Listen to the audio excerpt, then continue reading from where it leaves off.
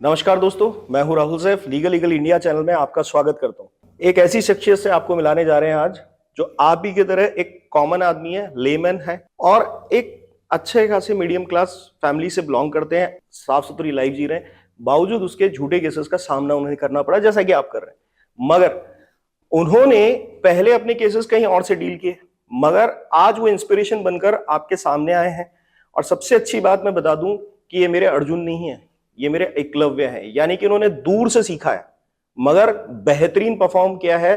और इसका एग्जाम्पल मैंने अपने बहुत सारे अर्जुनों को भी दिया है कि देखिए ऐसे काम किया जाता है। तो ये कि बहुत बड़ी इंस्पिरेशन है, मोटिवेशन है। बहुत सारी मेरी बुराइयां भी होंगी, बहुत सारी इनकी तारीफें भी होंगी, बहुत सारे मेरे बारे में आपको जानने को मिलेगा इनके ही शख्सियत से, और कैसे एक आम आदमी एक स्पेशल आदमी बन जाता है अपनी संकल्प, डिसिप्लिन और डिटर्मिनेशन से। मजे की बात यह है कि हम ज्यादा पुराने जानकार नहीं हैं। हमसे पेड काउंसलिंग्स में जो ये अपॉइंटमेंट आप यूट्यूब के थ्रू लेते हैं, इसी से बातचीत चलती रही, इसी में नंबर ऑफ इनके अपॉइंटमेंट बहुत ज्यादा रहे, उसी में इन्होंने धीरे धीरे सब कुछ सीखा, ड्राफ्टिंग्स बनवाई और उसे जाके खुद ने प्रेजेंट किया। यानी ये पार्टी इन पर्सन लड़े, तभी इनका रिजल्ट आया। हमारे साथ हैं आज प्रशांत जी। जी सर। नमस्कार प्रशांत जी, आपका स्वागत है। Sir sir sir thank you जी।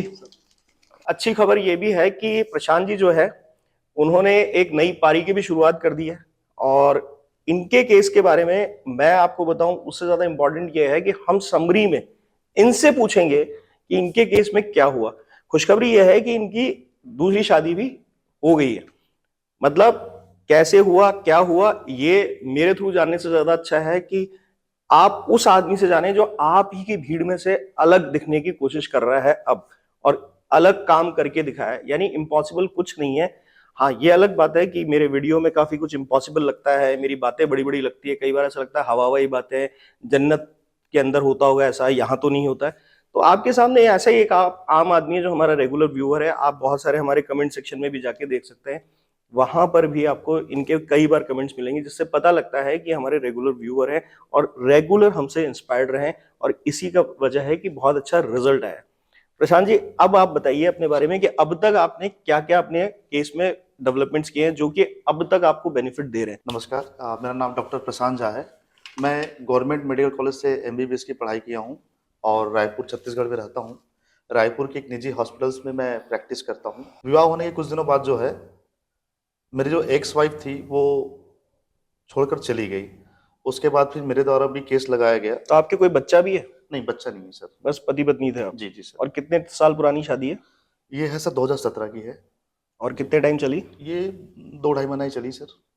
अच्छा, बिल्कुल। जी जी सर। मतलब ये तो एक तरीके से हनीमून पीरियड ही रह गया आपका। जी जी सर। ठीक है, आगे बताइए। तो एक्चुअली उसमें जस्ट उनको प्रॉब्लम ये था सर कि मैं अपने मम्मी पापा के साथ रहता था और वो एरिया जो है थोड़ा सा आउटर में है, गांव जैसा माहौल है वहाँ पे। तो वहाँ पे एडजस्टमेंट नहीं हो पाई, इसलिए वहाँ से वो चली गई। और उसके बाद फिर हमारे द्वारा भी सब कोशिश किया गया, है ना। सोशली कभी जैसे समाज के थ्रू या रिश्तेदारों के थ्रू आपने कोशिश की, यही कहना चाह रहे हैं आप? जी हाँ, वो भी कोशिश की, समाज के लोगों को लेके जाना, अपने पिताजी को लेके उनके घर जाना। उसके बाद फिर विवाह की पुनर्स्थापना के लिए मैंने HMA 1955 का सेक्शन 9 भी लगाया। वहाँ पे कंप्रोमाइज हो गया। फिर वो मतलब इस बात पर राजी हो गई कि किराए के मकान में अलग रहेंगे, सेपरेट। तो फिर वो भी बड़ा मुश्किल से 10-12 दिन ही चला। वो फिर जो अच्छा, है, वहां भी सेटल नहीं हुई? नहीं हुआ। वहाँ पर जो है ताला बदल कर चली गई। अब उस ताला की चाबी मेरे पास नहीं था। तो उसके बाद भी हमारे द्वारा फिर कोशिश किया गया, जैसे भी फ़ोन के माध्यम से, बट बात बनी नहीं। तो उसके बाद फिर मेरे द्वारा जो है क्रूरल्टी के ग्राउंड पर डिवोर्स का केस फैमिली कोर्ट में लगाया गया था। आपकी वाइफ ताला लगा के 16-17 दिन बाद किराए के मकान से चली गई। जी सर। उसके कितने दिन बाद आपने, मतलब ये महीना, हफ्ता, कितने टाइम बाद आपने डाइवोर्स फाइल ये किया? मई का महीना रहा होगा सर। मैंने सितंबर 2019 में फाइल किया था, लगभग टोटल नंबर ऑफ मंथ्स वही सेपरेशन? 3-4 महीने बाद। आपको ऐसा क्यों लगा कि डाइवोर्स मेरे लिए जरूरी है? इसलिए जरूरी है सर कि सबसे पहली बात तो सर, मैंने जब सेक्शन 9 लगाया ना, तो मेरा उद्देश्य ये था कि मुझे जो है, जो भी मेरी पुरानी वाइफ थी उसको मेरे साथ रखना है। कभी भी उसे मैं छोड़ना नहीं चाहता था, क्योंकि विवाह के इम्पोर्टेंस और इसकी महत्ता, इसके संस्कार को मैं समझता हूँ। ठीक जी, है। हमने 7 फेरे लिए हैं, सप्तपदी से विवाह होता है, बिल्कुल। तो मैं उनको कभी छोड़ना नहीं चाहता था। तो जो सेक्शन 9 लगाकर मैंने कोशिश किया, और उसके पहले भी हमने बार-बार कोशिश किया, तो हर बार ये लगता था कि मुझे कहीं न कहीं से धोखा मिल रहा है, एक अपनापन नहीं है। ये चीज़ मुझे फ़ील होती थी तो सही बार-बार। बात है। तो फिर मजबूरन फिर लगा कि ऐसे रिश्ते से तो कोई मतलब ही नहीं है फिर। तब जाकर मैं मजबूर होकर फिर मतलब आपने अंतिम प्रयास जितना भी घर जी जी बचाने का जी है, जी चाहे सर कोर्ट से हो, जी चाहे सर समाज से हो, जी चाहे सर दोनों की सहमति से हो, वो सारे प्रयास करने के बाद 1 डेढ़ साल की मेहनत के बाद जी आपने देख लिया कि अब रिश्ते में दम नहीं है, जी जी सर तो फाइनली आपने डिवोर्स फाइल किया। मतलब ये सारे प्रयास आपके हुए जी सेक्शन 9 से, जी पब्लिक से, जी समाज में बैठ के, जी और आप दोनों ने अलग जी से भी जी अपनी जी मीटिंग्स रखी जी और आपने एक मौका भी दिया कि ठीक है अगर पत्नी खुश है तो मैं किराए के मकान में रह जी लेता हूँ। जी जी ठीक जी है, तो जी फिर आपने फेड अप होकर, बिल्कुल ही इरिटेट होकर, फिर लास्ट में जब उतना इरिटेशन दे चुकी थी जो कि जी उनका डेवलप किया हुआ था, जी फिर आपने डाइवोर्स डाला। उसके बाद में डाइवोर्स फाइल आपने ग्राउंड्स के लिए क्रूरटी के? ग्राउंड्स क्रूरटी में तो मुख्य ग्राउंड सही था सर कि मेरे साथ रह नहीं रही है, 2.5 माह बाद मुझे छोड़कर चली गई।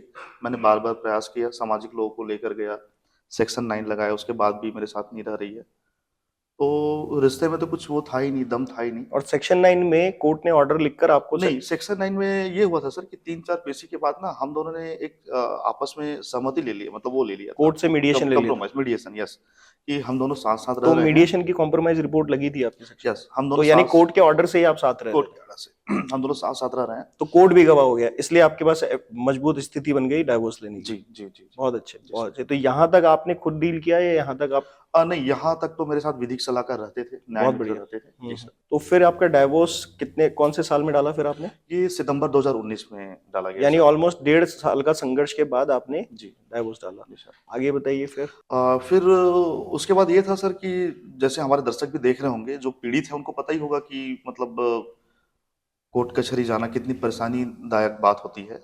आप अपने काम धंधे, नौकरी छोड़कर बार-बार जा रहे हैं, परेशान हो रहे हैं और जब आप बार-बार पेशी में जाओ तो घर वाले भी सवाल करते हैं कि क्या हो रहा है पेशी में?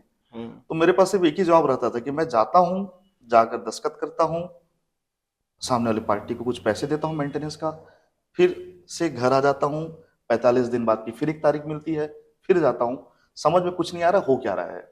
और ये भी समझ में नहीं आ रहा है कि ये केसेस कितने लंबे चलेंगे, हम्म। इसका कोई निराकरण मतलब है भी कि नहीं है, ये है। और ये चीजें समझाने वाला, बताने वाला मेरे पास कोई था नहीं, या जिनसे भी हम जैसे गाइडेंस लेते थे, तो हमें लगता था कि मतलब ये सही जानकारी नहीं दे रहा है या शायद उनको ही नहीं पता है। तब तक आप जो कानून की पढ़ाई है या जिसको कानून की जानकारी है, उसको पढ़कर समझ रहे थे कि सुनकर समझ रहे थे? नहीं सर, तब तक तो मुझे कानून पता ही नहीं था। मुझे लगता था कि कानून किताब इतनी कठिन है कि मैं कैसे पढूं, हम्म। मुझे समझ में आएगा भी कि नहीं आएगा, ये हमारा तो सब्जेक्ट है ही नहीं, मैं चलिए, कैसे ये कानून ये पढूं। चीज आगे ना डाइल्यूट हो जाएगी, तो मैं अब भी ये बात पूछ लेता हूँ साथ में, पढ़ने के बाद कैसा लगा कि कानून की जानकारी मुश्किल है कि आसान है? नहीं, कानून का पढ़ना तो बहुत ही आसान है। कानून भी पढ़िए, परिभाषा को समझिए, पुराने जजमेंट भी पढ़िए और बिल्कुल अच्छी है ना? और मैं तो बिल्कुल धन्यवाद देता हूँ न्याय प्रणाली को, जुडिशरी सिस्टम को, हमारी माननीय हाई कोर्ट को, फैमिली कोर्ट को, बिल्कुल सुनते हैं बातें और हम्म। मुझे ऐसा लगता है कि इन पर्सन जाने से बहुत अच्छे से सुना जाता है। आगे फिर कोई केसेस आपकी वाइफ की तरफ से? ये केस चलते रहा सर, तो उनके द्वारा फिर एचएमए का सेक्शन 24 लगाया गया था मेंटेनेंस के लिए, डाइवोर्स में ही? डाइवोर्स में। फिर उससे कुछ दिनों बाद फिर उनके द्वारा फिर सीआरपीसी 125 भी लगाया गया मेंटेनेंस के लिए। फिर क्या हुआ? 125 जब लगा तो मेरे साथ जो न्याय मित्र थे उनको मैंने पूछा कि भाई मैं सेक्शन 24 उनको ऑलरेडी पैसा दे रहा हूँ, तो सेक्शन 125 में कैसे पैसा दूं? और इसमें इतनी सारी बातें लिखी जो हमारे साथ कभी हुआ ही नहीं। अगर सेक्शन 125 क्योंकि मैं याचिका पत्र पढ़ता हूँ तो उसमें उसका नाम, उसका एड्रेस मेरा एड्रेस और विवाह की तारीख ही सही लिखी है। उसके अलावा जितनी भी बातें लिखी है सब मनगढ़ंत, झूठी है, जिसकी कोई एविडेंस नहीं है। मैंने न्याय मित्र को कहा कि आपको भी ये बात पता है, ऐसा तो कभी हुआ ही नहीं।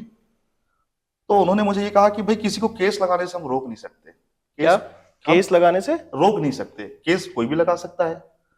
तो मैं उनको पूछा फिर अब आगे क्या होगा, तो बोले अब देना पड़ेगा आपको मेंटेनेंस जो मांग रही हो। मैं उनसे पूछा कि भाई आप हर बार ये कहते तो हैं। ये तो, मतलब आप बुरा मत मानिएगा, मगर मैं मेरा अपना एक पॉइंट ऑफ व्यू इस बीच में रखना चाहता हूँ। तो ये तो वो हो गया कि किसी को गाड़ी चुराने से भी नहीं रोक सकते, अगर किसी को केस लगाने से नहीं रोक सकते, चाहे झूठा ही लगा दे, तो फिर इसका मतलब तो ये हुआ कि ये जस्टिफिकेशन हुआ कि किसी को गाड़ी चुराने से, चोरी करने से, अपराध करने से भी नहीं रोक सकते। अपराध हो जाने तो फिर देखेंगे। जी ये तो वैसा वाली बात हो गई। बिल्कुल। ठीक है, फिर? तो उसके बाद फिर मैंने फिर उनसे ये सवाल किया कि भाई जैसे आप बताते हैं कि हस्बैंड का एक दायित्व होता है मेंटेनेंस देना, तो सामने वाली पार्टी का भी कोई दायित्व तो होगा मेरे प्रति, कुछ तो कर्तव्य होगा, कुछ तो लिखा होगा। तो कई बार मुझे ये जवाब मिलता था कि आप संसद चले जाइए भाई, खुद ही कानून बना लीजिए आप। तो कानून तो बना हुआ है। नहीं, मुझे कहा जाता था आप चले जाइए अपने हिसाब से अपना खुद कानून बना लीजिए आप। तो मैं आपको बताना चाहता हूँ दर्शकों, व्यूवर्स, की है ना, ये वो मुसीबत है जो आपके नहीं जानने से ये नुकसान होता है। इसीलिए हम हर वक्त एजुकेशन पे फोकस करते हैं। हम चाहते हैं हमारे पास आइए चाहे मत आइए, पर कम से कम पढ़ के तो देख लीजिए। जो बात और संवाद आपको कही जाती है और जो स्टैब्लिश रूल ऑफ लॉ में लिखा हुआ है, उसके लिए संसद जाने की कोई जरूरत नहीं है। मैं अपने हर पॉडकास्ट और काफी वीडियोस में ये कहता हूं कि हिंदुस्तान का कानून सबसे खूबसूरत कानून है, अगर आप उसे सही तरीके से यूज कर पाते हैं। आप मानते हैं इस बात को प्रशांत जी? सर बिल्कुल सर। आपका कानून में विश्वास फिर कैसे जगा, अलग कैसे जगी? कानून पे विश्वास ऐसे जगह सर, पहले तो वही से धक्का लगा। मैं उनको पूछते ही रह गया कि भाई 125 है क्या चीज। मैंने पहली बार सुना था 125 नाम कोई चीज भी होता है, 125 है क्या। तो उन्होंने कहा आप सवाल ज्यादा करते हो, आप खुद ही पढ़ लो। तो मुझे लगा पढ़ना चाहिए। तो पहले तो शुरुआत में हम गूगल यूट्यूब से ही पढ़ते हैं। तो पढ़ते पढ़ते पढ़ते मुझे राहुल जेब सर का लीगल लीगल का वीडियो मिला, और उसमें मेरी काम की जितनी भी वीडियोस थे, हिंदू मैरिज एक्ट 1955 से संबंधित, और प्रकरण का शीघ्र निराकरण कैसे किया जाए, मेंटेनेंस से संबंधित, मैंने सबसे पहले सर के सारे वीडियो डाउनलोड किया। और डाउनलोड करने के बाद लगभग सारे वीडियो 2 बार 3 बार देखा। देखने के बाद बहुत सारी पिक्चर एकदम क्लियर हो गई कि कानून है क्या चीज। सर 2-3 बातें बार बार करते थे अपने वीडियो में। पहला ये कि आप डरो मत, लड़ो। दूसरा ये है कि जो न्यायालय है, माननीय न्यायालय है, वो हमेशा कानून की परिभाषा से और सबूत से चलेगा। तो ये चीजें मुझे बहुत प्रभावित किया सर। और पढ़ते पढ़ते मुझे मुझे ये लगा कि मतलब मैं खुद ही अपना रिप्लाई तैयार कर सकता हूँ फर्दर केस में, या ऑब्जेक्शन तैयार कर सकता हूँ। तो इस तरह से मतलब मैं कानून को सीखना फिर चालू हुआ फिर मेरा। और वीडियो देखने के बाद क्या कोई नेगेटिव फीडबैक आपके किसी खास का? हाँ, इसमें ये था सर, जैसे ही आपका वीडियो देखा तो एक चीज और क्लियर हो गई कि भारतीय संविधान की आर्टिकल 21 कहता है स्पीडी ट्रायल के बारे में। मैंने आपसे ही जाना। साथ में हिंदू मैरिज एक्ट 1955 की सेक्शन 21B की सब सेक्शन 2 एंड 3 कहता है कि ऑनरेबल हाई कोर्ट में जो मैट्रिमोनियल केसेस है, जो एचएमए से रिलेटेड है, वो 90 दिन में निराकरण होगा। और ऑनरेबल फैमिली कोर्ट में यही केस जो है 6 महीने में निराकरण होगा तामील की तारीख से। तो ये बातें मुझे इससे पहले कभी कोई नहीं बताया था, मैं कभी नहीं पढ़ा था। राहुल सर के वीडियो से ही मैंने जाना। और राहुल सर के वीडियो से जानने के बाद मैं सर से बात भी नहीं किया था। मैं जो है ऑनरेबल हाई कोर्ट के एक विधिक सलाहकार से बात किया, और फिर उन्होंने एक रिट पिटिशन लगाया। तो वहां से बिल्कुल डायरेक्शन आ गया ऑनरेबल हाई कोर्ट से कि बिल्कुल 21B में, HMA 21B। HMA 21B का जो एप्लीकेशन लगाया हमने, इनका जो डिवोर्स का केस है उसको शीघ्र निराकरण किया जाए और 6 महीने में ही निराकरण किया जाए। तब तक मैंने राहुल सर को फोन नहीं किया था। इनके वीडियो से ही मैं इतना कुछ सीख चुका था, आपके वीडियो से सर। बहुत अच्छे। जी सर। फिर और हाँ, और एक चीज मैं और करना चाहूंगा सर कि सर ने मुझे एकलव्य की उपाधि दी है, इसके लिए मैं सर को धन्यवाद ज्ञापित करता हूँ सर। वो तो आपका बनता है, तो वो तो जो है वो फैक्ट है। वो बस हमारे पास कोई उपमा नहीं थी तो हमें सबसे अच्छी उपमा नहीं नहीं सर, धन्यवाद उसके लिए। मैं एक बात कहूंगा सर, इंसान के पास हमेशा 2 रास्ते रहते हैं सर। एक रास्ता होता है जो बहुत ही सिंपल होता है, उसमें ऐसा है कि कुछ दे दो और तुरंत निपटा लो मामला। दूसरा रास्ता होता है चैलेंजिंग वाला, जिसमें लड़ना पड़ता है, साहस ज्ञान की आवश्यकता पड़ती है। यह तो कर्म भूमि है, हर इंसान को पुरुषार्थ करना है। और जब महाभारत का युद्ध होता है तो वहां पर अर्जुन भी अपना शस्त्र नीचे रख देता है कर्म करने के पहले ही। और यहाँ पर एक बात ये होती है कि भाई अर्जुन जब बाण चलाएगा तो अपने रिलेटिव को तो मारेगा, वो ऐसा सोच रहा है। लेकिन ये भी हो सकता है कि उनके रिलेटिव पहले ही उनको मार दे, अर्जुन का वध पहले ही हो जाए। तब वहां पे भगवान श्री कृष्ण को गीता सार बताना पड़ता है, समझाना पड़ता है कि तुम्हें कर्म करना ही पड़ेगा, कर्म पर ही तुम्हारा अधिकार है। तो कहने का मेरा तात्पर्य यह है कि किसी भी युद्ध को जीतने के लिए ज्ञान की आवश्यकता तो है, लेकिन ज्ञान के साथ साथ ईश्वर की कृपा और भगवान श्री कृष्ण का आशीर्वाद और उनके उपदेश, और मैं तो ये मानता हूं भगवान कृष्ण के दूत के रूप में राहुल सर मेरे जिंदगी में आए, इसलिए मैं यहां तक पहुंच पाया। खैर, आप इतनी बड़ी बात बोल रहे हैं, पर ऐसा नहीं है। पर मैं कृष्ण जी को का इंस्पिरेशन अपनी लाइफ में भी रखता हूँ, और मेरा रीजन वही है कि मुझे भी बहुत दुख होता है कि हिंदुस्तान में ना आज भी बहुत सारे पंडितों के पास जाके अपना भाग्य पूछना, ये करना। जब आप कर्म नहीं करो तो भाग्य कहाँ से चलेगा? तो मेरा मानना यह है कि सबसे बड़ा ग्रंथ कर्म पे हिंदुस्तान में लिखा गया, और सबसे ज्यादा भाग्यवादी है ना हिंदुस्तान में पाए जाते हैं वर्ल्ड के अंदर। तो कर्म नहीं करोगे तो भाग्य तो ठीकरों के जैसा है, वो तो कर्म के ठोकरों में पड़ा है आपका। आप मतलब अगर आपका भाग्य फूटा हुआ है ना, तो आप कम से कम कर्म फूटे मत बनो सर, समझ गए सर? तो मैं प्रशांत जी यही कहूंगा कि कर्म इतना प्रबल हो जाना चाहिए कि आपके भाग्य में नहीं लिखा वो भी मिल जाए। तो आपकी बात पे मैं बिल्कुल इस बात पे एग्री करता हूँ कि आपने कर्म करके है ना आज यहाँ पर ये उपमा सेट कर दी कि आप एकलव्य होने लायक आदमी। मैंने कहने का तात्पर्य ये है सर कि कर्म तो हम कर रहे हैं, लेकिन हमारा टारगेट भी तय है, हमारा मेहनत भी तय है, लेकिन हम दिशा विहीन हैं। तो दिशा दिखाने के लिए कोई ना कोई तो चाहिए लाइफ में, और मुझे आप मिले दिशा दिखाने के लिए। हमारे बहुत इंटेंस डिस्कशंस होते थे, और सबसे अच्छी बात मेरे को ये लगा कि शुरू से ही जैसे इनको इशारा मिला कि कुछ पढ़ कर आओ, इन्होंने तुरंत एक अपॉइंटमेंट बुक किया। मोटा मोटी मुझे अब इतना याद है क्योंकि 1.5-2 साल पुरानी आई थिंक बात हो गई। उसके बाद ही बहुत अच्छी तैयारी से है। हालांकि वही है, शुरुआत में लिमिटेशन बहुत होती है लोगों की, वो जो हम समझाना चाहते हैं उतना भी नहीं समझते, पर जब इनको समझाया गया तो क्योंकि इन्होंने उसको अच्छे तरीके से पढ़ रखा था, समझ रखा था, तो तुरंत डिलीवर हो गया। तो इनको भी उम्मीद जगी कि सर फिर ये कर सकते हैं क्या। सवाल बहुत सारे थे, और देखिए सवाल उसी के पास होंगे जो ज्ञान की उपलब्धता के लिए भागेगा और ज्यादा उसको अपने लिए कंफर्टेबल क्रिएट करेगा कि हाँ ये एक कंफर्टेबल जोन में मुझे जाना है और मेरा ये नॉलेज जो है वो मुझे घोट के पी जाना है। अभी घोट के पी जाना कोई मुश्किल काम नहीं है, जैसे प्रशांत जी ने किया। कई बार ऐसा हुआ करने के बाद याद आया यार ये तो बात मैंने पूछी नहीं, तो फिर इन्होंने अपॉइंटमेंट लेके पूछा। फिर हम आ रहे, ये प्रोसेस रेगुलर चला और इनके पास डाउट्स की कभी कमी नहीं रही। और मैं आपको एक ईमानदारी से बात बता देता हूँ, मुझे वही आदमी पसंद है जिसके पास बहुत सारे डाउट्स होते हैं। यहाँ देखिए हम हमारे कोर्सेज में भी इसी तरह से लोगों को फोकस कराते हैं। मुझे वो लोग पसंद ही नहीं है जो डाउट्स क्रिएट नहीं करते, क्योंकि हमारे पास ये सीधा एक्सरे है। जो आदमी एक्चुअली पढ़ रहा है ना, वो ही दिमाग खराब करके बैठा हुआ है, वो ही जानना चाहता है। जो नहीं पढ़ रहा है उसको कोई जरूरत ही नहीं है, वो तकलीफ में ही नहीं है। तकलीफ में वो है जो जानना चाहता है। और जिसके पास सवाल है, देखिए आप अरस्तु को पढ़ लीजिए, आप कृष्ण को पढ़ लीजिए, कृष्ण जी ने भी सवाल पूछने के लिए कहा था। आप किसी धर्म में चले जाइए या किसी फिलोसफर के पास चले जाइए, हर आदमी यही कहता है, इवन साइंस ये कहती है, लॉजिक ये कहता है कि आप जब तक सवाल उठाने की कोशिश नहीं करते, नागरिक होने के नाते जब आप सरकार, समस्या, सिस्टम पे सवाल खड़ा नहीं करते, तब तक आपका जीवित होना कहीं भी साबित नहीं होता है। और ये एक जीवित इंसान है। जीवित सांसों से नहीं होता इंसान, उम्मीदों से होता है, और उम्मीदों के लिए लड़ने से होता है। प्रशांत जी अब आप आगे एक बात बताइए कि आपका जो ये जो मैटर है, इसके अंदर फिर डेवलपमेंट क्या हुआ, इसका एक समरी आप हमें बताइए।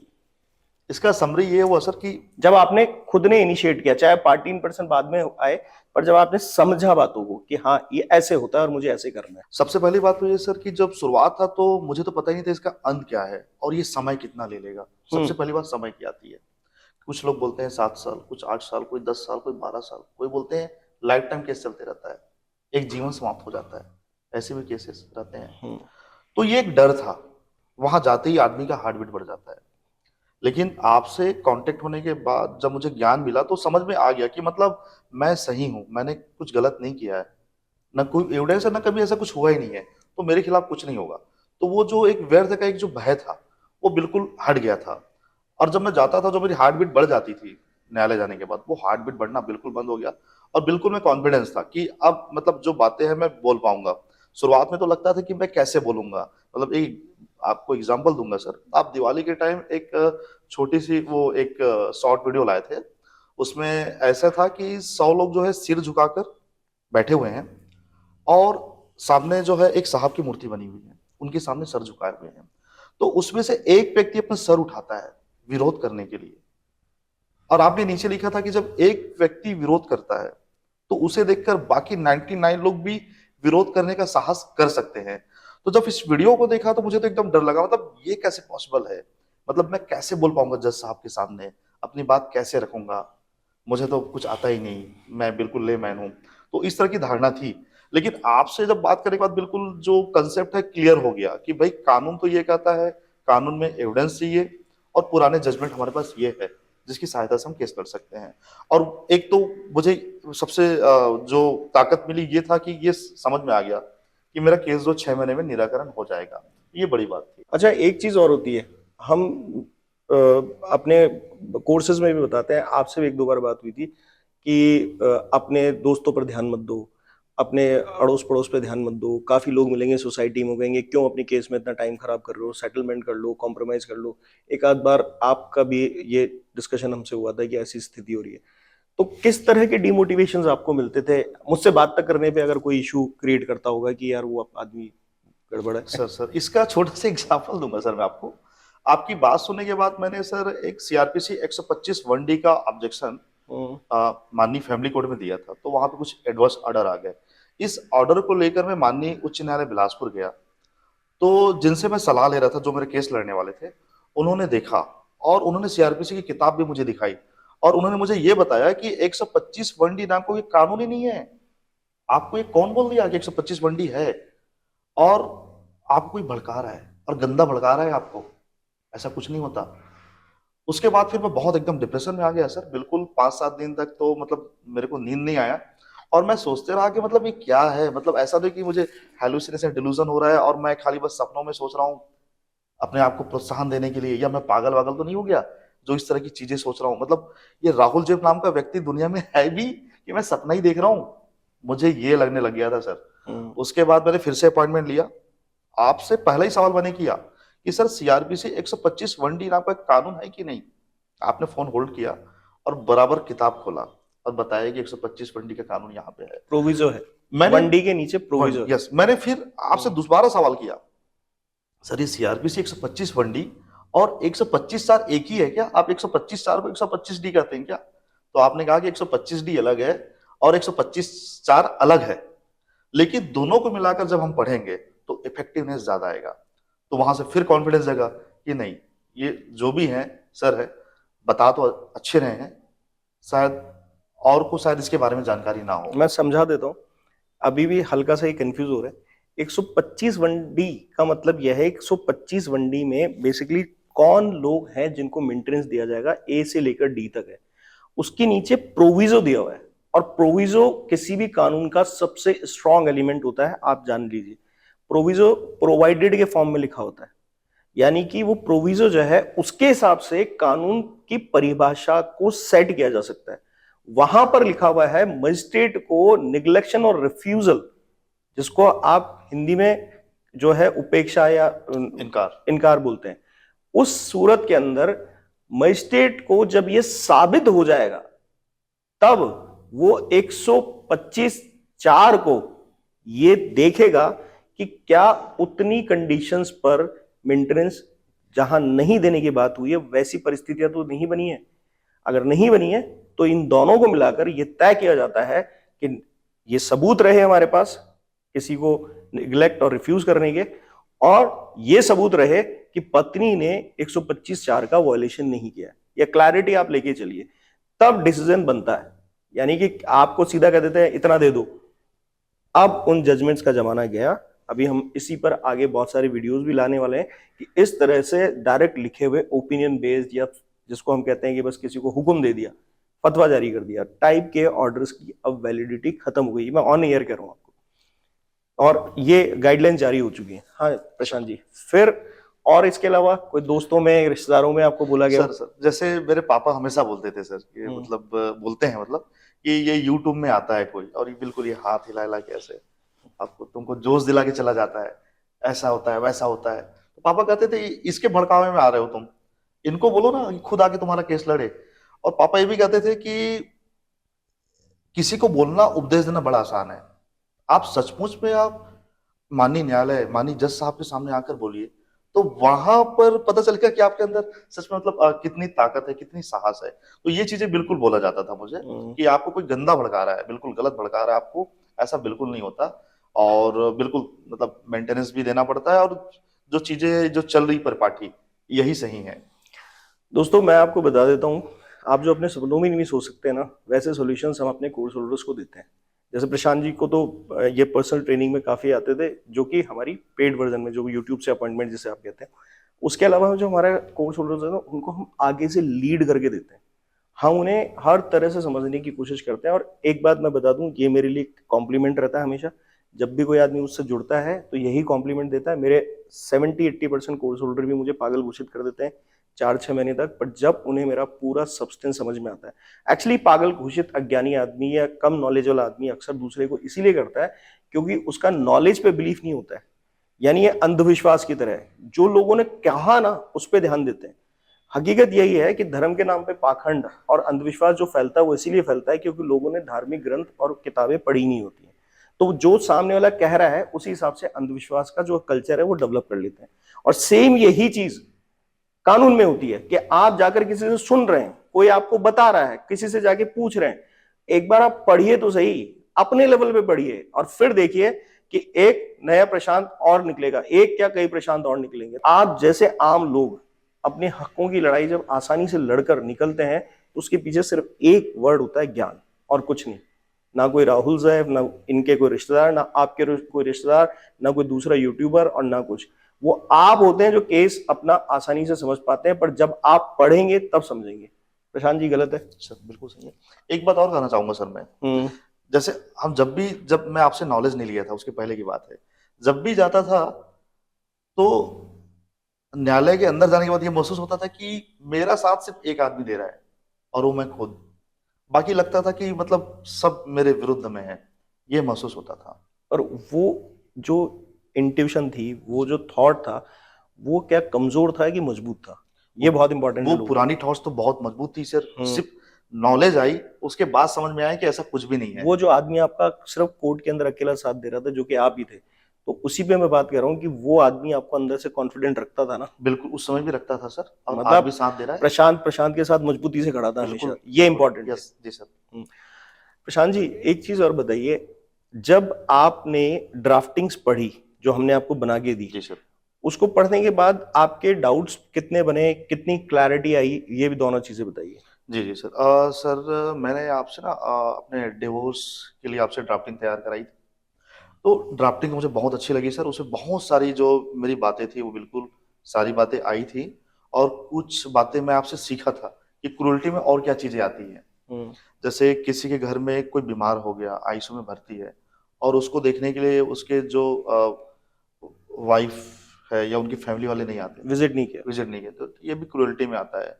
कोई घर में किसी का स्वर्गवास हो गया और उसमें संवेदना व्यक्त करने नहीं आते, तो ये भी क्रूरल्टी होता है। और ये दोनों आपके साथ हुआ था जी। तो ये चीजें मतलब जो है, तो ये नई चीजें मैं आपसे सीखा कि मतलब ये भी है। दूसरा आपसे बहुत बड़ी चीज मैं ये सीखा कि अगर कंटिन्यू लॉन्ग सेपरेशन है विदाउट कोहेबिटेशन, तो ये अपने आप में एक स्ट्रॉन्ग क्रूएल्टी है। ये मैंने आपसे सीखा। तो आपका ड्राफ्टिंग बिल्कुल ये चीज बोलता था। कुछ पॉइंट्स मुझे लगे जो छूट गए हैं, तो उसको फिर मैंने बाद में फिर उसमें फिर जोड़ा मैंने। जी सर। उसके बाद फिर बाद में फिर कुछ डिफॉल्ट भी लगे, फिर ऑब्जेक्शन लगे, जो ऑनरेबल हाई कोर्ट के जो रूल्स होते हैं उसको आपकी तरफ से। जी जी जी। एक्चुअली सर वो शुरुआत था, तो शुरुआत में जब मैंने अपील फाइल की तो कम से कम 18 ऑब्जेक्शन लगे। डिफेक्ट जिसे कहते हैं। यस, डिफॉल्ट जिसे कहते हैं। तो वो 7 दिन में उसको रिमूव करना रहता है। तो शुरुआत में तो मेरे एकदम होश उड़ गए कि मतलब इतने सारे डिफॉल्ट में कैसे करूंगा। वो जनरली क्या होता है कि फ्रेमवर्क के ऊपर ज्यादा लगता है। हाँ, तो वो मैं एक बार अपने दर्शकों को क्लियर करना चाह रहा हूँ सर मैं। उसमें एक्चुअली होता क्या है कि ऑनरेबल हाई कोर्ट के रूल्स होते हैं कि आपको पेजेस ऐसे जमाने, जैसे शुरुआत में इंडेक्स रखने हैं, फिर सिनॉप्सिस आएगा, फिर फैक्ट ऑफ द केस आएगा, फिर ग्राउंड्स, फिर प्रेयर, फिर एफिडेविट, फिर जो आपके जो अंतरिम आवेदन है उसकी एफिडेविट फिर वो आएगी। और यहाँ पे रूल्स यही है। साथ में क्या, जैसे आपने जो एनेक्सर्स जो लगाए हैं स्टार्टिंग में, वो सारे एनेक्सर्स को आपको सीरियल वाइज फिर से आपको फैक्ट ऑफ द केस पे अच्छे से बताने हैं कि क्या एनेक्सर क्या बोल रहा है। आपका ये जो डिफेक्ट वाला मैटर है, इसके अलावा ये तो मैं अपन जो लीगल फ्रेमिंग ऑफ ड्राफ्ट जो होता है ना, उस पे लगते हैं ज्यादातर, क्योंकि हम एक जर्नल आइडिया पे बना के देते हैं, आप लोग जाके उसे लगाते हैं। फिर हर हाई कोर्ट का अपना एक फॉर्मेट होता है, वो रूल्स रेगुलेशन वही देते हैं, और अक्सर वैसे नहीं भी पता हो आपको तो आप फाइल कर दो, उसके बाद वो डिफेक्ट आपको रिटर्न में दे देते हैं। यही हुआ था जी जी जी। टेक्निकल डिफेक्ट्स तो ये हुए जो कि legal draft frame work of drafting का है। इसके अलावा जो डिफेक्ट्स आपके लगे, जो कि मान लीजिए कोई सेक्शन से रिलेटेड है, क्लॉज से रिलेटेड है, या कोई मजिस्ट्रेट से, जज या मजिस्ट्रेट का आपने जो लगाया था, अभी तो अपन बात कर रहे हैं डाइवोर्स की, तो डाइवोर्स तो आपका फैमिली कोर्ट का है, तो उससे रिलेटेड भी वो आप थोड़ा सा ऑडियंस को बताइए। नहीं, इसमें तो जैसे ड्राफ्टिंग वैसा फिर कोई ऑब्जेक्शन नहीं लगा सर। जो ऑब्जेक्शन मेनली जो लगे थे, जैसे लोअर कोर्ट के जो सर्टिफाइड कॉपी होते हैं, सर्टिफाइड कॉपी जैसे अपने 15-20 लगा दिए, तो जितने भी सर्टिफाइड कॉपी होते हैं उसमें एक 5 रुपए की टिकट लगानी रहती है, तो वो मैं नहीं लगाया था। उस पर डिफ लगा ऑब्जेक्शंस। तो मुझे शुरुआत में तो ये लगा कि ऑब्जेक्शन बहुत बड़ी चीज है, मैं इसको रिमूव नहीं कर क्योंकि पाऊंगा। उसका एक कारण है प्रशांत जी, आप लोग क्या है, फैमिली कोर्ट में जब जाते हैं ना, तो generally family court as it is ले लेती है, तो फैमिली कोर्ट का जो फॉर्मेट और जो ईज ऑफ डूइंग है ना, वो ये होता है कि वो एक पंचायत की तरह चलती है जी। तो वो उतना इन चीजों को नोटिस नहीं करती। जैसे रेवेन्यू का बहुत बड़ा मामला है, आपको शायद आपकी जानकारी में डाल दूं कि अगर आप 5 रुपए का टिकट भी मिस कर गए तो आपका पूरा केस डिसमिस हो जाता है। अच्छा। अगर बाकी मैं ऑडियंस को भी बता देता हूँ कि अगर जैसे इस पे मैंने 4-5 वीडियोस भी बनाए शॉर्ट और लॉन्ग, तो अगर आपकी सामने वाली पार्टी ने उसमें ये चीज मिस कर दी है तो आज जाके देख लेना, और वो कोर्ट फीस अगर पूरी नहीं हुई है तो केस उसी की वजह से खारिज हो जाता है। मुद्दे की बात यह है कि आपको, अब मैं जो जानना चाहता हूं, जो कि एक्चुअली ऑडियंस के लिए आपको बताना पड़ेगा, क्योंकि मेरे को तो पता है कि ऐसा होता है, पर बीइंग मतलब आपने पार्टिसिपेट किया है इस पूरे मैटर में और आप पार्टी इन पर्सन लड़े, आप ये बताइए कि ट्रायल कोर्ट का माहौल, क्या फैमिली कोर्ट या ट्रायल कोर्ट जो होती है उसका माहौल और जो हाई कोर्ट है, जो अपेक्स कोर्ट्स है हमारी इंडिया की, वो टफ होता है या वो ज्यादा सोफिस्टिकेटेड होता है? दोनों में से क्या है, आप किस पे जाना पसंद करते हैं? सर मुझे तो हाई ऑनरेबल हाई कोर्ट ज्यादा आसान लगा, और वहां पे ऐसा लगा कि वहां ज्यादा गहराई से ज्यादा अच्छे से बातों को सुनी जाती है, पूरा एविडेंस पे ही बात चलती है। नहीं, पर टाइम बहुत लगता है, केस फाइल नहीं होते हैं, बहुत बड़ी प्रॉब्लम्स आती हैं, ये भी रूमर्स हैं, रूमर्स मैं कहूंगा। अच्छा, इसमें एक्चुअली ये है सर, जहां तक मैं समझता हूँ, आप अपने खुद के भरोसे अगर केस लड़ेंगे, तो जैसे मैंने कुछ देर पहले कहा ऑब्जेक्शन लग गया उसमें, अपन जाके तुरंत ऑब्जेक्शन रिमूव कर लिए, उसके बाद फिर से ऑब्जेक्शन लग गया सपोज, तो फिर आपको 7 दिन का टाइम मिलेगा, आपने फिर ऑब्जेक्शन रिमूव कर लिया तो आपके केस बिल्कुल लग जाएंगी। और जैसे ही आपने ऑब्जेक्शन रिमूव किया सर, तो नेक्स्ट 2 डेज में आपका केस बिल्कुल लग नहीं नहीं, जाएगा। टाइम बहुत लगता है, लोगों के ये एक अफवाह है। मुझे भी ये डर था सर, मुझे भी डर था कि 5-7 साल लग जाएंगे ऐसे करके। हम्म। तो उसमें क्या है सर, जैसे ये केस बड़ा होता है, जैसे डिवोर्स का केस, तो इसमें honourable high court paper book बनाने के लिए बोलते हैं जनरली। जैसे मुझे ही बोला गया था, मैं पिटिशनर था, तो कि आप पेपर बुक बनाइए करके। तो पेपर बुक ये होता है कि मतलब एक फॉर्मेट होता है, उस फॉर्मेट पे सबसे पहले मतलब लोअर कोर्ट के पार्ट रहेंगे पार्ट 1 में, पार्ट 2 में हाई कोर्ट के पार्ट रहेंगे, और पार्ट 3 में आपके जितने भी एविडेंस है, ये सबमिल पार्टी के जो एविडेंस है, उसको आप लगाएंगे। तो ये होता है पेपर बुक। आप जो टेक्निकल भाषा में बात कर रहे हो उसके लिए मैं थोड़ा सा ऑडियंस को कंफर्टेबल करने के लिए आपसे एक दूसरे एंगल से बात करता हूँ। यानी अगर हम इस तरह से समझे, मैं, मुझे भी ये समझ लीजिए कि मैं भी दर्शकों के बीच में से पूछ रहा हूँ, हम इसको इस तरह से समझें कि आप जो बता रहे हैं, आपने एक्चुअली जो बातें अभी कही यहाँ पे, आप पहले नहीं जानते थे हाईकोर्ट जाने से, यानी 70% बातें आपको खुद हाईकोर्ट के स्टाफ ने सिखाई, सर कैसे फाइल करना है, किस तरह से फाइल करना है, और उसके साथ आपको ये पता लगा कि फाइलिंग जो है वो 2 से 3 दिन में फाइनल होने के बाद सारे डिफेक्ट्स और जो भी वो उनकी डिमांड्स होती है वो कंप्लीट होने के बाद 2 से 3 दिन में आपकी डेट ऑफ हियरिंग अनाउंस कर दी जाती है, इवन आ जाती है। जी बिल्कुल, है ना जी। यानी मैं आपको एक चीज बता देता हूँ कि ये जो हवा आपने क्रिएट कर रखा है सुन सुनकर, प्रैक्टिस करके नहीं, यानी जब आप पहली बार हाईकोर्ट गए प्रशांत जी, तो फिर ये हवा खत्म हुआ नहीं हुआ? सर हाई कोर्ट जाने के पहले तो मैंने सिर्फ ये डाउट क्लियर करने के लिए आपसे अपॉइंटमेंट लिया था कि सर क्या ये सही है कि हाई कोर्ट में डिवोर्स का केस 5-7 साल चल जाते हैं, 8 साल चल जाते हैं। तो आपने बड़े हंस के जवाब दिया था कि भाई 4-6 महीने में निपट जाएगा, आप टेंशन मत लो। तो ये चीज मुझे बड़ा कॉन्फिडेंस दिया कि राहुल सर ने कहा है तो होता होगा, तभी कहा है। उसके बाद फिर मैंने कानून पढ़ा, फिर एक मेरी अंतरात्मा बोली कि भाई ऑनरेबल हाई कोर्ट जो फैमिली कोर्ट को आदेशित करती है कि आप 6 महीने में केस का निराकरण कीजिए, तो वहां कैसे टाइम लग सकता है 6 महीने से ज्यादा। और फिर मैंने कानून पढ़ा तो वो भी क्लियर हो गया, और नतीजा भी आ गया सामने। नतीजा भी आ गया। नहीं तो मैं एक आम दर्शक की सोच से बात करना चाहता हूँ आपसे, जो अक्सर लोग इसी भंवर जाल में फंसे रहते हैं, जाए नहीं जाए, मतलब एक डांसिंग स्टेप रहता है उनके दिमाग के अंदर कि आगे पीछे थॉट नहीं बन पाता है, थॉट बनता है तो मोटिवेशन नहीं आता है, मोटिवेशन बनता है तो करने का मन नहीं करता, तो इतने ड्रैगिंग्स वो एक्चुअली फॉलो करते हैं। तो एक बहुत सटीक बात बताइए, आप उन्हीं लोगों में से रहे, आपने भी हमें देखा है, सुना है, पहले बातें बड़ी लगती थी, फिर करा, फिर लगा कि कुछ कुछ तो होता है, कुछ फिर भी डाउट रहे। तो मतलब मैं आज भी इस बात पे, क्योंकि जब मैं, आपने शायद मुझे इतने टाइम से फॉलो किया, आपको पता है मैं हमेशा हाई कोर्ट जाओ कहता हूँ, तो मुझे बहुत क्रिटिसाइज किया जाता है मेरे कमेंट सेक्शन में, आपने नोटिस किया होगा, ये आदमी तो कह देता है हाई कोर्ट में बहुत पैसा लगता है, बहुत टाइम लगता है। लिटरली ऐसा है? नहीं सर, हाई कोर्ट अगर आप जाएंगे सर, तो मुझे लगता है टाइपिंग के पैसे लगते हैं, फोटोकॉपी के पैसे लगते हैं, और ये जो टिकट लगी बड़ी मुश्किल से 50 या 100 रुपए की टिकट लगी है, बाकी तो कोई फीस ही नहीं लगा। मतलब सब कुछ उतने में निपट गया, अगर हम इसको कुल मिला के 1000-2000 के अंदर अंदर निपटा दें तो पूरे केस को शुरू होने से खत्म होने तक। आपको डेडिकेशन देना पड़ेगा, खुद भिड़ना पड़ेगा, मैं ये बोलूंगा। जैसे कुछ देर पहले सर आपने कहा कि ये अफवाहें हैं कि इतने लंबे केसेस चलते हैं, तो जैसे एक बात आ गई डिफॉल्ट जो लगता है उसको जल्दी रिमूव करे, सेकंड पेपर बुक की बात आ गई, पेपर बुक में भी फिर से बाद में ऑब्जेक्शन डिफेक्ट लगते हैं तो उसको भी रिमूव करना पड़ता है। तो मुझे वहां से जानकारी मिली कि आपने अपना पेपर बुक तो बिल्कुल 1.5 महीने में तैयार कर लिया, कई बार पेपर बुक 6 महीने 8 महीने तक नहीं बन पाते। वो आप ही की कमी होती है, इसलिए यस, वो कोर्ट उसमें कुछ नहीं कर और सकता। मैंने कई बार ये सुना है कि टाइमली पेपर बुक न बनने के कारण ऑनरेबल हाई कोर्ट केस खारिज कर देते हैं कई कई बार, ऐसा मैंने सुना है वहां से। पर ऐसा मैंने नहीं देखा, मैं अपना जी एक्सपीरियंस बता रहा हूँ, जी ऐसा जी नहीं होता। मैं आपकी जानकारी के लिए बता दूं, क्योंकि केस आपने फेस किया होता है, आप एक अवेयर पार्टी है, तो पेपर बुक बनाना कोई बड़ा टीडियस टास्क नहीं है। ये उसके लिए है जब कभी आदमी लापरवाह हो जाता है, किसी दूसरे को दे देता है, वो खुद भी ध्यान नहीं दे रहा है, तो ये चीज फंसती चली जाती है। तो इस डिस्कशन को हम लोगों ने जानबूझ के इतना ब्रॉड एस्पेक्ट पे या एक बड़े कैनवास पे आपके सामने लेकर आए कि आपका एक मोटिवेशन ना केवल बने, बल्कि आप इस बात के लिए उस विजडम को प्रैक्टिस करें जिसके लिए बेसिकली अपीलेट कोर्ट्स बने हैं। आपने अपीलेट कोर्ट्स के लिए सिर्फ एक अफवाह को सुना, एक भ्रमजाल में फंसे और उस वहम को परमानेंट कर लिया, बजाय इसके कि एक बार कोशिश तो करके देखो, जैसे कि प्रशांत जी ने किया।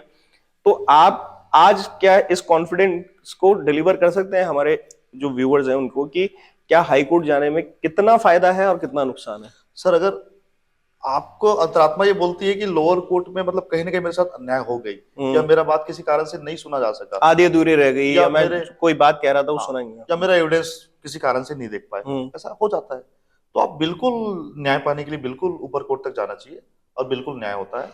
और वहाँ के स्टाफ बिल्कुल अच्छे से हेल्प करते हैं और अच्छे व्यवहार करते हैं, बिल्कुल सहयोग करते हैं सर। नहीं चिल्लाते हैं, चीखते हैं, नहीं, भगा बिल्कुल देते नहीं, हैं? बिल्कुल नहीं सर। मेरे साथ तो ऐसा हुआ, मैं मतलब अंदर रजिस्ट्री ऑफिस तक भी कई कई बार गया काम पड़े, तो उनसे पूछा मैं अंदर जा सकता हूँ ना, तो बोले आप बिल्कुल जा सकते हैं, आप देश के नागरिक है, आपका अधिकार है, आप ये जा सकते हैं। हाई कोर्ट के स्टाफ ने आपको हाई कोर्ट कहा? के स्टाफ ने कहे हैं सर। अब एक और बात मैं आपसे पूछता हूँ, ये तो आपने कहा मेरे साथ ऐसा हुआ, अब वहां आप घूमे तो आप आपके जैसे या फिर कोई और भी लोग देखे होंगे, चाहे वो पार्टिंग पर्सन हो या ना हो या कुछ भी हो, आपने वहां ओवरऑल माहौल क्या देखा कि लोगों के लिए क्या है उनका तरीका हाई कोर्ट के अंदर?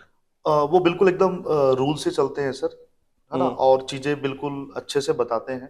रूल से चलते हैं, पर वो सामने से आपको बताते हैं। जो सरकारी महकमे ज्यादातर जी जी बदनाम जी। है कि वो लोगों को सही तरीके से गाइड नहीं करते, क्या हाई कोर्ट भी इस बात से? नहीं नहीं नहीं, मैं बिल्कुल बोलूंगा सर, वहाँ के स्टाफ बहुत ही हेल्पिंग नेचर के हैं, और मतलब निस्वार्थ मदद करते हैं, ये बोलूंगा मैं। तो खुल के आपकी मदद हुई और काफी कुछ आपने वहीं से सीखा, जी मोटी जी बात ये। बिल्कुल। अब हम वापस डाइवोर्स पे लौटते जी हैं जी आपके। सर। डाइवोर्स में हम बात कर रहे थे क्रूअल्टी की, जी जो सर। हमारे इसमें ड्राफ्टिंग वाले कंटेंट पे कंज्यूम हो रही थी बीच में। तो डाइवोर्स में एक क्रूअल्टी नाम का शब्द होता है, जी सर। ठीक है ना? अब तक, क्योंकि देखिए, एक हुआ कि आपको एक स्नॉप्सिस बना के दिया गया, आपने उससे मोटा मोटी समझा, ये सब चीजें हैं। इसके अलावा हमने आपको क्रूअल्टी का कुछ प्रैक्टिकल एसेंस बताया, जो आपको लगता था कि ये भी कोई आदमी इस एंगल से सोच सकता है। हाँ, ये सबसे अच्छा सवाल किया सर आपने। जैसे हमारे जैसे कई दर्शक ही होंगे, उनके ऊपर कोई झूठे केस लग जाते हैं, तो झूठे केस लगते ही व्यक्ति डर जाता है, ये झूठा केस लगा है, इसके एविडेंस नहीं। लेकिन वो बड़ी फायदे वाली बात है, जितने भी झूठे केस है उसको आप डिवोर्स केस पे चैलेंज करोगे, आप एविडेंस ला के प्रमाणित कीजिए। अब वो चीज तो हुआ ही नहीं, जो भी मामला है, तो वो सारे केस फॉल्स केस होंगे। तो क्रिमिनल फॉल्स केस करना भी क्रुएल्टी है। इस पर कई honourable high court, honourable supreme court की भी जजमेंट है कि झूठा केस कोई कर रहा है तो दैट इज क्रुएल्टी, और इस ग्राउंड पर भी आपको डिवोर्स मिलेगा। तो ये चीजें मैंने आपसे सीखी। ये जब हमारे पास आए थे तब इस पे एक लंबी चौड़ी हमारी करीब इनके 2-3 अपॉइंटमेंट्स कंज्यूम हुए थे। जो इनको मैंने बताया उसका एक समरी या क्रक्स मैं आपको बताता हूँ। देखिए क्या है, क्रुअल्टी जो है ना, उसका एंगल कुछ भी हो सकता है, वो कहीं तक जा सकती है, मतलब वो बहुत वाइड एंगल लेके चलती है। तो क्रुअल्टी वर्ड नहीं है, क्रुअल्टी अपने आप में बहुत बड़ी चीज है।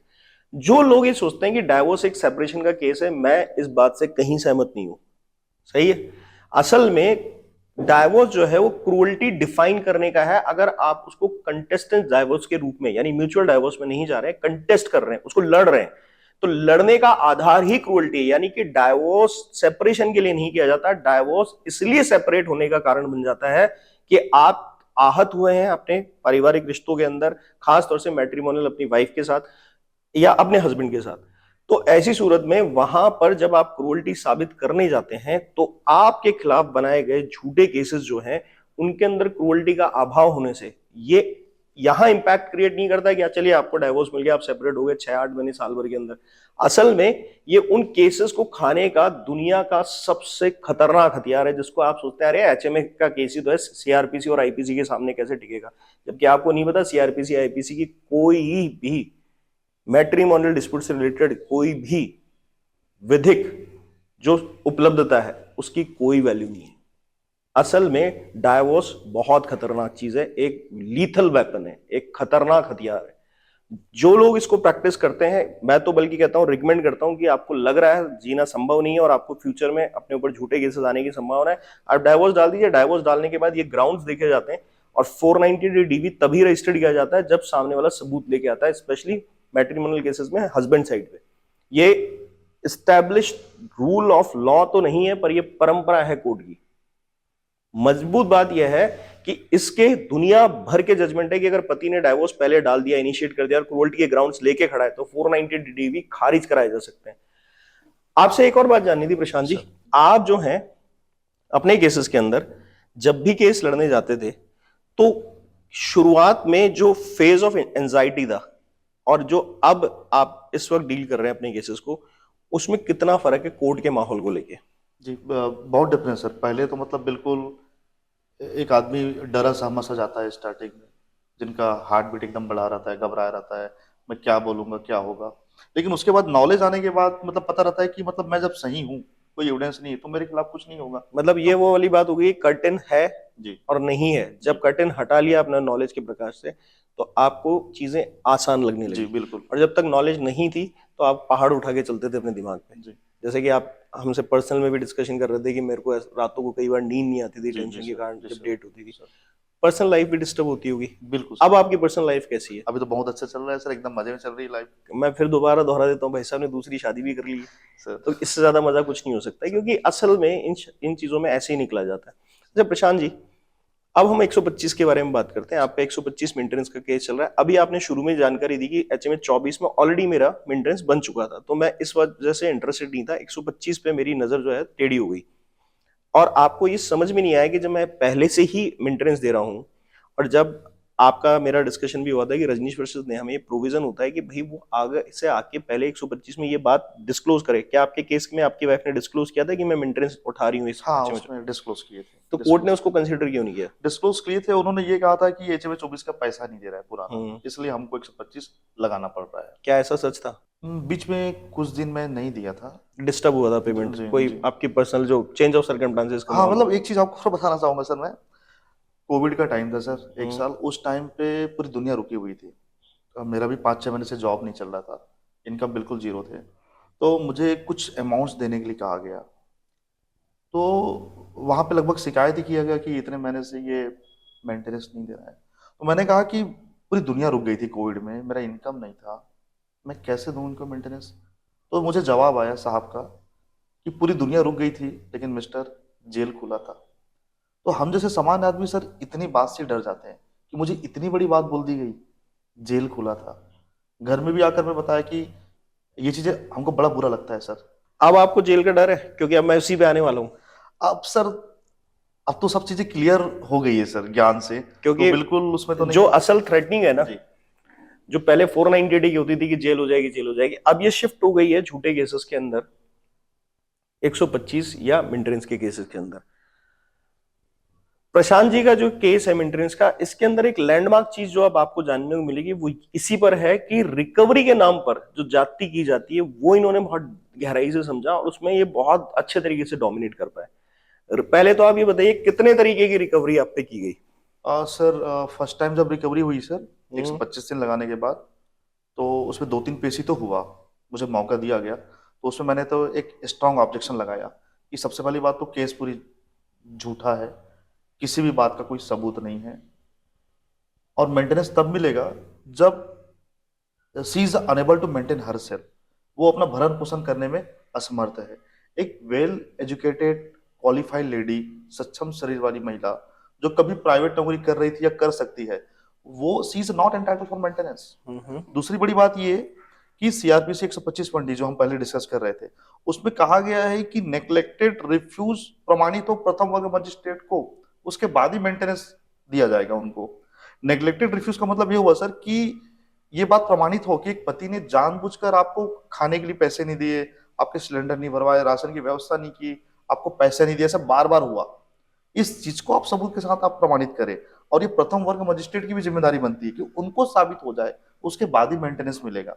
मैंने इसका ऑब्जेक्शन दिया, सीआरपीसी 125(1)D 125(1)A कि पढ़ी लिखी वेल एजुकेटेड एबल बॉडी है, उसको आप मेंटेनेंस कैसे दे सकते हैं।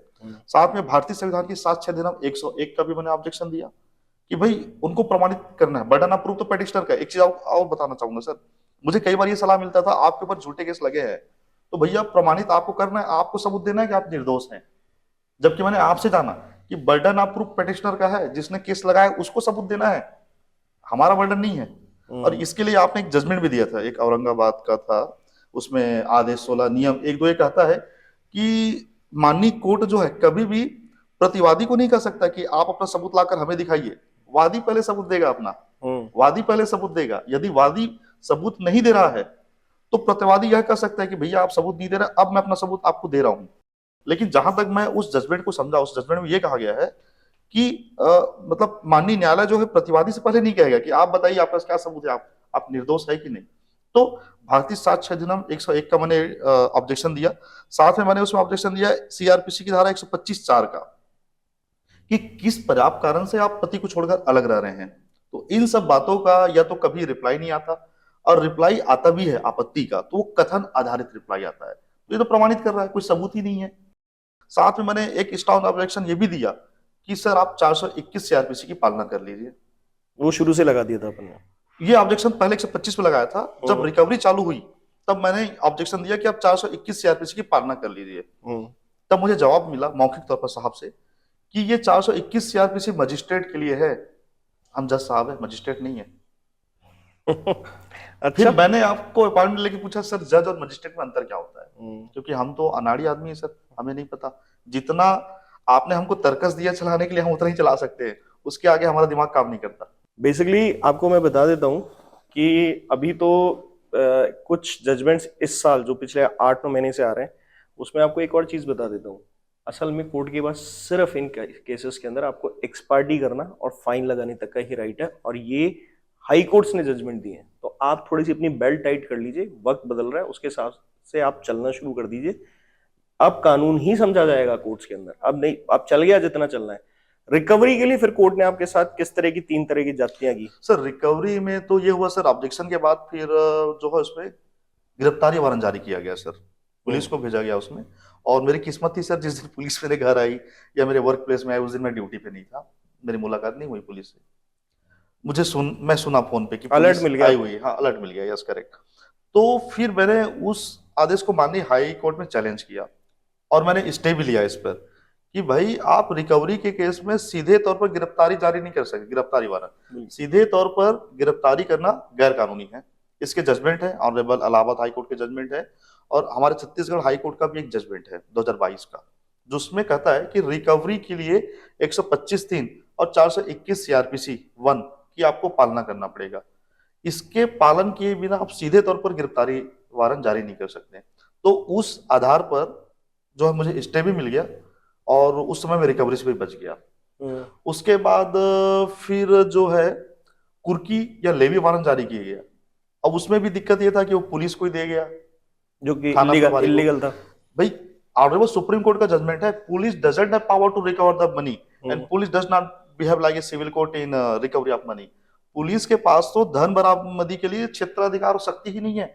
पुलिस एक इन्वेस्टिगेशन एजेंसी है जिनका काम समाज में अपराध रोकना है, न कि पैसे की वसूली करना है। तो ये जो चीजें आई, जो साहस आई, जो हौसला आया, वो ज्ञान से ही आया, जो आपने मुझे सिखाया सर। तो अल्टीमेटली वो सारी चीजें आपके फेवर में ही आती चली? हाँ वो आती गई। उसके बाद फिर जो है जहां मैं काम करता था वहां पर सैलरी डिडक्शन के लिए फिर आदेश आया डायरेक्टर साहब को। तो वहां से मुझे बताया गया कि आपकी सैलरी डिडक्शन करनी इतना अमाउंट, और सामने वाली पार्टी के अकाउंट पर हमको डिडक्ट करके पे करना है। तो मेरा मतलब एक कॉमन सेंस ये कहता है कि भाई जैसे कोई आदमी है, अगर वो ड्रिंक लेता है, बिगड़ा हुआ है बच्चा, पूरा पैसा उड़ा देता है और वो काम पे जाता है डेली, तो क्या उसकी सैलरी उसके पिताजी को मिलेगी क्योंकि बच्चा पैसा उड़ा देता है? तो ये तो पॉसिबल ही नहीं है ना। भाई जो काम कर रहा है उसकी सैलरी तो उसी व्यक्ति को मिलेगी, ये तो कॉमन सेंस कहता है। तो मैंने वहां पे अपने जो वर्क प्लेस था, अपने डायरेक्टर महोदय को मैंने एक आवेदन दिया कि सर ये जो आदेश आपको आया है ये कानून संगत तो मुझे लगता नहीं है, और इस चीज को मैं भविष्य में ऑनरेबल हाईकोर्ट में चैलेंज भी करूंगा। और साथ में आपसे निवेदन है, अगर आपने 1 रुपए का भी डिडक्शन मेरे सैलरी से किया तो मैं त्याग पत्र देकर नौकरी छोड़ दूंगा। उसके बाद उन्होंने कुछ नहीं किया। उसके बाद फिर उनको फैमिली कोर्ट से फिर कारण बताओ नोटिस आया, 2 बार 3 बार नोटिस आया। लड़के वालों को। नहीं नहीं, हमारे डायरेक्टर महोदय को हम्म। फैमिली कोर्ट से कि भाई आप इसका डिडक्शन नहीं कर रहे हैं सैलरी से, और हमें बता भी नहीं रहे आपने क्या कार्रवाई की हम्म। रिकवरी में। तो कारण बताओ नोटिस आया। फिर इन्होंने, जो डायरेक्टर था हॉस्पिटल्स का, मेरा वर्क प्लेस का डायरेक्टर, उन्होंने जवाब दिया कि इनकी तरफ से ऐसा ऐसा आवेदन प्राप्त हुआ है और इसकी सहमति के बगैर हम जो है इसका सैलरी डिडक्शन करने में असमर्थ है। तो वहां से फिर नोटिस आया फैमिली कोर्ट से कि आपके खिलाफ अब कंटेम्प्ट ऑफ कोर्ट की कार्रवाई की जा रही है डायरेक्टर के खिलाफ। तो इन सब मामलों को लेकर मैं ऑनरेबल हाई कोर्ट गया और वहां पर बिल्कुल मुझे अच्छे से सुना गया सर, अच्छे से सुना गया। और ये भी कहा गया ऑनरेबल कोर्ट के द्वारा कि भाई किसी व्यक्ति के इच्छा के बगैर आप उसकी सैलरी डिडक्शन कैसे कर सकते हैं। राइट ऑफ लिविंग वहां पे जस्टिफाइड नहीं होता। जी। और आपको 125(3) और 421 सीआरपीसी की बिल्कुल पालना करनी है। आप कानून के हिसाब से ही रिकवरी कर सकते हैं, कानून को बाईपास नहीं कर सकते आप रिकवरी करने के लिए, ये कहा। और जहां तक मैं समझ पाया आपसे कि जो लर्न फैमिली कोर्ट जज है उनको जुडिशियल पावर है सर, एग्जीक्यूशन पावर नहीं है उनको। एग्जीक्यूशन पावर जो है रिकवरी डिपार्टमेंट को है, रेवेन्यू डिपार्टमेंट को है ना, जैसे कलेक्टर साहब हो गए, तहसीलदार साहब हो गए। और ये एक कॉमन सेंस है कि लोग भी ये सोचते हैं कि यार किसी की चल संपत्ति को जब्त करने के लिए पुलिस कैसे आ गई, आज तक तो हम देखे नहीं भाई, कोई संपत्ति जब्त करने के लिए तो रेवेन्यू डिपार्टमेंट ही आएगा ना। मैं आपको सबसे शानदार बात बता देता हूँ, इसमें एक बहुत अच्छा एग्जाम्पल है। आप लोन लेते हैं, प्रॉपर्टी लोन लेते हैं, प्रॉपर्टी लोन लेने के बाद कभी भी कोई बैंक वाला, आपने देखा होगा यूट्यूब पे इसके वीडियो की भरमार है, लोग लताड़ के भगा देते हैं रिकवरी वालों को, पुलिस वालों को। उसका कारण यही है कि वो लोग ज्यादा अवेयर है आपसे। यहाँ तक कि मैंने ट्रक वालों को भी देखा है कई बार कि कोई अगर पुलिस वालों से फुकट में आरटीओ बन के पैसा लेता है, या आरटीओ एक नेशनल एक्सप्रेस वे पे आकर अगर रिकवरी कर रहा है तो उसकी टेरिटरी नहीं है, तो वो आपसे ज्यादा अवेयर है। आप लोग सीख नहीं पा रहे हैं। असल में रिकवरी और पुलिस के थ्रू करवाना ये अपने आप में एक बहुत खतरनाक अपराध है, क्योंकि ये सिविल मैटर्स है, एक चीज। दूसरी चीज, लोन वाली बात जो मैंने कही थी, उसके अंदर जब भी कुर्की करानी होती है बैंक को, तो हमेशा रेवेन्यू डिपार्टमेंट के पास जाता है, कोर्ट के पास नहीं जाता है।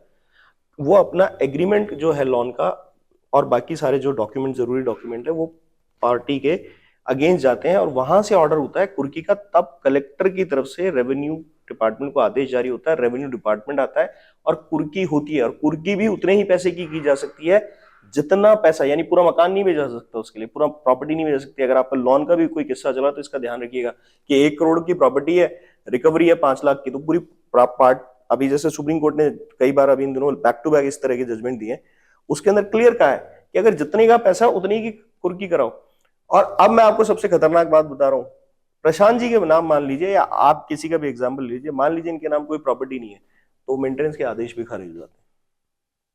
ये आज आप यही वीडियो में समझ के जा रहे हैं। अगर आपके नाम से कोई प्रॉपर्टी नहीं है, चल संपत्ति नहीं है, तो मेंटेनेंस के आदेश भी खारिज करने पड़ते हैं, और ये सुप्रीम कोर्ट का ही जजमेंट है। जी सर। आगे तीसरी रिकवरी, तीसरी तरीके, अच्छा कुर्की हो गई, कुर्की हो गई, गिरफ्तारी हो गई। तो इसके लिए भी जो जजमेंट मैंने बताया सर, उसमें जजमेंट में साफ साफ लिखा है इलाहाबाद हाई कोर्ट के जजमेंट में कि आप जो है मतलब सीधे तौर पर बिल्कुल रिकवरी नहीं कर सकते। आप सीधे तौर पर जो गिरफ्तारी वारंट जो जारी कर रहे हैं ये गैर कानूनी है। आपको बिल्कुल 421(1)(a) या 1(b) का, या दोनों का पालन करना पड़ेगा रिकवरी के लिए। अब मुझे एक बात बताइए, जब ये सारी चीजें चल रही थी और ये सारे समस्याएं खड़ी हो रही थी, तो आम आदमी क्या होता है उस टाइम, बहुत पजल्ड होता है। आप भी कोई खास बनने में आपको भी एक आम आदमी के प्रोसेस से होकर गुजरना पड़ा है। तो जो आम आदमी होता है, इसके माइंडसेट को डेवलप करना इस तरह से कि यार ये 3-3 बार अलग अलग तरीके से मेरे बॉस को रिकवरी में, उनको कंटेम्प्ट में फंसाया गया, मुझे अलग से ऑर्डर दिए गए, फिर उसके बाद पुलिस मेरे पास अलग अलग तरीके से आई। तो उस टाइम पे वो माइंडसेट का जो फ्रेमवर्क आपने डिजाइन करते हैं, क्योंकि मैं आपकी जगह आके नहीं खड़ा हूं, आप ही अपनी जगह खड़े हैं, तो आप और लोगों को भी अपने जूते में उतार के दिखाइए कि असल में उस टाइम आपने अपने आप को प्रिपेयर कैसे किया। इतनी, जो कि आम आदमी के लिए पुलिस आना, रिकवरी होना, कोर्ट के आदेश, ये सब एडवर्स कंडीशंस हैं, चाहे वो इलीगल ही हो। सर देखिए, सबसे पहली बात तो ये सर, एक आम इंसान के लिए जो डॉक्टर जैसे पेशे में, वहां पे अगर कोई पैसे के लिए बार बार पुलिस आए तो एक तरह की बेइज्जती वाली बातें हैं सर। दूसरी, एक आम इंसान दूसरे आम इंसान को बताएगा कि ये जो हो रही है मेरे साथ चीजें, ये गैर कानूनी है, मैं सही हूं, तो लोग आपके ऊपर भरोसा नहीं करेंगे, बोलेंगे बिल्कुल ये कोई डिफाल्टर ही होगा, जो जिसके खिलाफ बार बार ऐसा हो रहा है। हम्म तो लोग भरोसा नहीं करते बिल्कुल इन सब बातों पर। हम्म और दूसरा ये कि इस चीज को चैलेंज करने के लिए आप जा रहे हैं, आप इस चीज को लड़ रहे हैं, आपको पता है कि आपके साथ अन्याय हो रहा है, तो फिर भी मन में एक डर बना रहता है कि मतलब ये बातें सच में 100% सही है कि नहीं है। तो उस टाइम पे जैसे आपसे बात कर लिए या फिर आपका कोई वीडियो देख लिए, तो उससे फिर हिम्मत आ जाती थी कि मेरा जो मतलब आपने अपने एक सेल्फ डेवलपमेंट की जो प्रोसेस है वो डायरेक्ट इनडायरेक्ट कहीं ना कहीं से चालू रखी जी जी सर। और उस नॉलेज को ही इकट्ठा किया जो आपके पक्ष में मजबूत स्थितियां पैदा कर सकती हाँ है, बिल्कुल सर। अगर हम इसको क्रक्स में समझे जी सर। तो ये बेसिकली क्या होता है कि आपको उस टाइम पे ना गिव अप नहीं करना है। अगर हम प्रशांत जी के पॉइंट ऑफ व्यू से, जो कि एक आपकी तरह आम आदमी है, तो उनके पॉइंट ऑफ व्यू से अगर समझे तो इस बात को आपको समझना पड़ेगा कि अल्टीमेटली आप रोना पीटना मचाना शुरू कर दीजिए, हल्ला मचाना शुरू कर दीजिए, आपके घर वाले आप पे प्रेशर बनाएंगे, कॉम्प्रोमाइज कर लो, सेटलमेंट कर लो। वो ही वो पॉइंट ऑफ टाइम होता है कि एक आदमी आम से खास और महान बनता चला जाता है। बस वो इतना सा ही एक दूरी होती है जो तय करनी होती है। आप डर गए, मर गए। आपने वहीं से ही अपने अंदर का स्टील, अपने अंदर के हनुमान को जागृत किया, तो आप फिर कोई भी चीज लांग सकते हैं। तो वही प्रशांत जी ने किया। इसलिए आप ये मत सोचिए कि ये आज भी बहुत स्पेशल हो गए, ये आप ही के बीच में आते हैं, आप ही के बीच में रहते हैं, आप जैसी लाइफ जीते हैं, मगर अभी खास इसलिए लग रहे होंगे क्योंकि इन्होंने वो किया जो सब नहीं करते हैं, और वो किया जो सबसे गलती से करवाया जा रहा है इलीगली। सही है प्रशांत जी? सर मुद्दे की बात एक और बताइए। अब ये सब चीजें चल रही थी, आपके टोटल नंबर ऑफ केसेस कितने थे, किन में अब तक आप विन ओवर सिचुएशन पे आ चुके हैं, उसका एक समरी हमें जानकारी दीजिए। सर एक तो मैंने डिवोर्स केस लगाया था सर, है ना। उस पे हम उसमें डिस्कस कर चुके हैं। बिल्कुल लैंडमार्क जजमेंट मिला, मेरे हाँ, फेवर में मैं आया। थोड़ा सा इनकी बात को आगे बढ़ा देता हूँ कि इनको एक लैंडमार्क जजमेंट मिला है, यानी कि उस जजमेंट पे इन्हीं की पेशकश है कि हम चाहते हैं कि वो वीडियो उस पर बनाया जाए, जो कि इसके जस्ट बाद ही एक वीडियो इनका आएगा। दो जजमेंट है, जबरदस्त जजमेंट है, 421 वाला भी और डाइवोर्स वाला भी। उसका बेसिक एलिमेंट क्या था लैंडमार्क होने का? सर उसमें मेन चीज ये लिया गया था सर कि एक continue long separation without cohabitation है। तो ये जो इतना लंबा जो डेसर्शन है, that is irretrievable breakdown of marriage honourable supreme Court के अनुसार, तो उसको बिल्कुल क्रुएल्टी माना गया। दूसरा ये कि बार बार कोर्ट के नोटिस को जानबूझकर मेरे वर्क प्लेस में भेज देना, इसको ऑनरेबल हाई कोर्ट ने क्रुएल्टी माना। मारपीट के झूठे आरोप लगाना, जो हर कोई लगा देता है बिना बेस का। तो ऑनरेबल हाई कोर्ट ने ये भी देखा सर, एक्चुअली क्रॉस एग्जामिनेशन के टाइम पे जो रिस्पोंडेंट थी, उन्होंने ये कहा था कि मेरा हस्बैंड मेंटल है, मानसिक रोगी है। तो इनको ऑनरेबल हाई कोर्ट ने बहुत गंभीरता से लिया कि आप भरी अदालत में अपने पति को ये कह रहे हैं कि वो मेंटल है, मानसिक रोगी है, तो इसका मतलब ये कि आप दोनों के बीच कोई अटैचमेंट रहा नहीं, और इसको बिल्कुल स्ट्रॉन्ग क्रूरल्टी माना गया। साथ में जो है माता पिता से अलग करने का प्रयास करना, सिर्फ आप एडजस्टमेंट नहीं कर पा रहे इसलिए वहां नहीं रहे, तो इन सब चीजों को क्रूरल्टी माना। और ऑनरेबल हाई कोर्ट ने ये भी देखा कि कंटिन्यू लॉन्ग बार बार डिसर्शन है लंबा, और जो पेटिशनर है बार बार कोशिश कर रहा है उसको अपने साथ रखने का, सेक्शन 9 भी लगा रहा है, सामाजिक लोगों को लेके जा रहा है, तो इस आधार पर ये जजमेंट बना। एक्चुअली हमने इनकी ड्राफ्टिंग में ये चीज हाईलाइट भी की थी। और एक बात हमेशा ध्यान रखिएगा कि सिर्फ डिसीजन को काउंट मत करिए। अगर आपने उसके लिए एफर्ट्स किए कि डिसीजन ना बने, आप घर बसाना चाहते हैं, तो ऐसा कुछ नहीं है कि आपने सेक्शन 9 नहीं लगाया। अगर आप सिर्फ वो पॉइंट ऑफ एलिमेंट दिखा दें कि आपने प्रयास किए हैं। सेक्शन 9 तो हम जब रिकमेंड करते हैं जब आपने ऐसे कोई प्रयास नहीं किए मगर आपकी इच्छा है अभी भी घर बसाने की। मगर अगर आपने ऐसे प्रयास कर रखे हैं तो सेक्शन 9 का कोई हवाला देने की जरूरत ही नहीं है, फिर आप डायरेक्ट डाइवोर्स पे जाइए, क्योंकि उसको रिफ्यूज किया उन्होंने। तो यहां पर आपके 125 में भी बेनिफिट मिलेगा कि आप उन्हें जब छोड़ना ही नहीं चाहते थे तो निग्लेक्ट और रिफ्यूज कहां से हो गई? वो निग्लेक्ट और रिफ्यूज कर रही है आपको, तो ये एक एडवर्स कंडीशन क्रिएट करती है।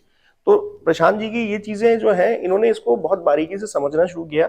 और ये थोड़ा सा इधर उधर जो आप चीजों को अपनी शफलिंग पे लाकर उनको मिक्स करते हैं ना, उसके बाद जो अल्टीमेट रिजल्ट निकल के आता है वो यही मिलता है जैसे ये बता रहे हैं अभी। इन्होंने इसी तरह की चीजों को ज्यादा डीप जाके समझा। हम ऐसी कोई बात कहते थे तो कई बार ये गंभीरता से लेते थे उसको, कंफ्यूज होते थे, और कंफ्यूज होना ही असल में ज्ञान का सबसे पहला कदम है। कंफ्यूज इंसान डाउट क्रिएट करता है और उसको समझने की कोशिश करता है। प्रशांत जी एक चीज और बताइए, आपके जो केसेस थे उसके अंदर बेसिकली क्या होता है कि डाइवोर्स का केस जो होता है, ठीक है, जैसे अभी हमने 125 की बात की, तो अल्टीमेटली हम ये बात करें कि आपका मेंटेनेंस लगा या नहीं लगा। सब सब पागल हैं इस बात के लिए, ठीक है, सबको यही जानना है मेंटेनेंस लगा नहीं लगा, बातें तो बड़ी बड़ी हो गई। तो आप इनको ये बताइए कि मेंटेनेंस दिया या नहीं दिया 125 और 24 में आपने? सर HMA 24 में तो मेंटेनेंस मैंने दिया सर। हम्म। एक्चुअली मैं दर्शकों को बताना चाहूंगा सर कि पार्शली। हाँ, जो एक्चुअली HMA 24 जो हम बोलते हैं, वो जो कार्रवाई के दौरान मिलने वाली जो भत्ता होती है वो होती है। जब तक डाइवोर्स चलेगा तब तक मिलेगा। अब मैं अगर छोटा सा इस चीज को समझूं, अगर कोई अपने टू व्हीलर से अगर रिस्पोंडेंट कोर्ट आ रही है तो 50-100 रुपए का पेट्रोल लगता होगा, एक टाइम का खाना 100-200 का, तो पर पेसी 250-300 रुपए लगता होगा। लेकिन पता नहीं क्यों इतना बड़ा एक बोझ आ जाता है हस्बैंड के ऊपर। पर ये मैं आपको बता देता हूँ, ये इंटरिम मेंटेनेंस का ऑप्शन नहीं होता, ये लिटिगेशन चार्जेस होते हैं। जब तक केस चलेगा तब तक ही मिलेगा, यानी इसको कोई परमानेंट के रूप में कन्वर्ट नहीं किया जा सकता। और 125 में 125 में भी सर जब हार्ट बीट बहुत बढ़ गया तो कुछ अमाउंट देने पड़े थे सर। हम्म, 95,000 मैंने दिया था उसमें। वो आपने मुझसे डिस्कस भी किया था उस जी जी मामले में। सर, जी सर। तो जब आपने दिया, जी। उसके बाद अब फाइनल डिसीजन क्या हुआ आपके फेवर में? अभी तो ये हो गया सर कि मतलब कहीं ना कहीं ये कहा गया है कि जो लर्न फैमिली कोर्ट द्वारा जो रिकवरी की जा रही वो वैलिड नहीं है आदेश। हम्म। तो इसलिए ऑनरेबल हाई कोर्ट ने ये आदेशित किया है कि आप बिल्कुल रजनीश वर्सेस नेहा में जो गाइडलाइंस है उसका स्ट्रिक्टली फॉलो कीजिए हम्म। और उसके हिसाब से रिकवरी कीजिए। सीधे तौर पर आप ऐसे रिकवरी नहीं कर सकते आप। तो फाइनली ये दो तरह के इतने शानदार जजमेंट हैं जिनको आप अगर समझना चाहें तो ये है कि ये लगभग मेंटेनेंस नहीं लेने देने की तरफ है। अभी फिलहाल कोर्ट में थोड़ा सा मैटर सब जुडिस है, पर क्योंकि डाइवोर्स में पत्नी ने ऑलरेडी क्रूरल्टी के बारे में डिनाई कर दिया है, तो मेंटेनेंस के संभावनाओं को भी टालने की कोशिश की जा सकती है। वो कभी आने वाले वक्त में आपको पता चलेगी। फिलहाल यहाँ तक का ही मैटर है। इसके अलावा और क्या केसेस थे आप पे, या आपने बस लगाए बस बस काउंटर केस? मैंने सेक्शन 9 लगाया डिवोर्स, फिर वो बस 2 मेंटेनेंस लगा और कुछ यानी नहीं। इसी के अंदर सब जी। कुछ घुमा आपका? अच्छा सर, मैं ना दर्शकों को आपकी तरफ से एक चीज और बताना चाहूंगा। जैसे मेरा केस चल रहा था डिवोर्स का, उसमें हमने सिर्फ क्रूरल्टी का ग्राउंड लिया था। तो आपसे सीखकर मैंने जाना कि अगर केस आपका लंबा चल रहा है, हाँ, धीरे धीरे करके साल 1.5-2 साल हो गए, तो आप डिसर्शन को भी उसमें काउंट करा सकते हैं। जो केस के दरमियान जी लगे। बिल्कुल, क्योंकि उसमें संशोधन का एक वो है, आदेश है नियम 17 का। इवन आप अपील में भी जाकर आप संशोधन कर सकते हैं याचिका पत्र में, क्योंकि ऑनरेबल सुप्रीम कोर्ट ये कहते हैं कि बहुमुकदमेबाजी से बचने के लिए संशोधन का प्रावधान है, न कि किसी याचिकाकर्ता को डराने के लिए। तो संशोधन कर कर जो कोर्ट के समय जो जितना समय आपका गुजर चुका है, 1.5 साल 2 साल, तो उसको डिसर्शन में काउंट कर सकते हैं। दूसरा, डिसर्शन ये कहता है कि लास्ट टाइम जो आप साथ में रहे थे उस समय से लेकर 2 साल के बाद आप डिसर्शन काउंट करें। या दूसरा ये है कि अगर आपने सेक्शन 9 लगाया है और उसका जजमेंट आ गया, जजमेंट आने के बाद भी आप साथ में नहीं रह रहे हैं, तो उस जजमेंट की तारीख से 1 साल के बाद फिर डिसर्शन काउंट किया जा सकता है। बल्कि जैसे हमने इनको भी सलाह दी थी, पर ये डाइवोर्स में ज्यादा इंटरेस्टेड थे। ऐसे काफी लोगों को देते हैं, सेक्शन 9 अपने आप में कन्वर्ट हो जाता है डाइवोर्स के अंदर। अगर 1 साल आपने गुजार दिया है सेक्शन 9 की डिग्री के बाद, और फिर भी आपकी कोई भी स्पाउस आपके साथ कोएबिटेशन प्रैक्टिस नहीं कर रहे हैं, यानी कि आपका जो फंडामेंटल राइट है शादी के अंदर कि भाई आपकी जो पत्नी है वो रिकंसिलेशन जो है वो करेगी करेगी और आपके साथ आगे रहेगी, या पति जो है जिसने भी लगाया है, तो उसमें अगर डिग्री मिलने के बाद 1 साल का टाइम गुजर चुका है तो डाइवोर्स में डायरेक्ट कन्वर्ट हो जाती है। और सबसे मजबूत बात यह है कि वो डायरेक्ट कन्वर्ट होने के बाद कहीं सुनवाई का मौका नहीं देती, यानी कि इंडिविजुअली अगर प्रशांत जी ने सेक्शन 9 लगाया, डिग्री इनके नाम से हुई है, तो जाएंगे कोर्ट में और वो कन्वर्ट करा के लाएंगे डिग्री पे डाइवोर्स। यानी कि इसमें कोई लड़ाई नहीं है, इसमें कोई ऑब्जेक्शन या सुनवाई का मौका नहीं दिया जाता अपोजिट पार्टी को जिसने इसकी पालना नहीं की है, क्योंकि इसमें कंटेम्प्ट ऑफ कोर्ट भी आ गया। आगे बताइए, आपके बारे में एक और बात जाननी थी, घर वालों का।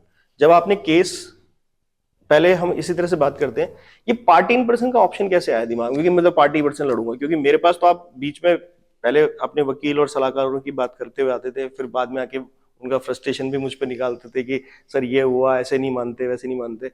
फिर आपने एकदम से मुझे एक दिन चौंकाया कि सर मैं खुद देखता हूँ अपना केस। तो ये कन्वर्जन कैसे हुआ?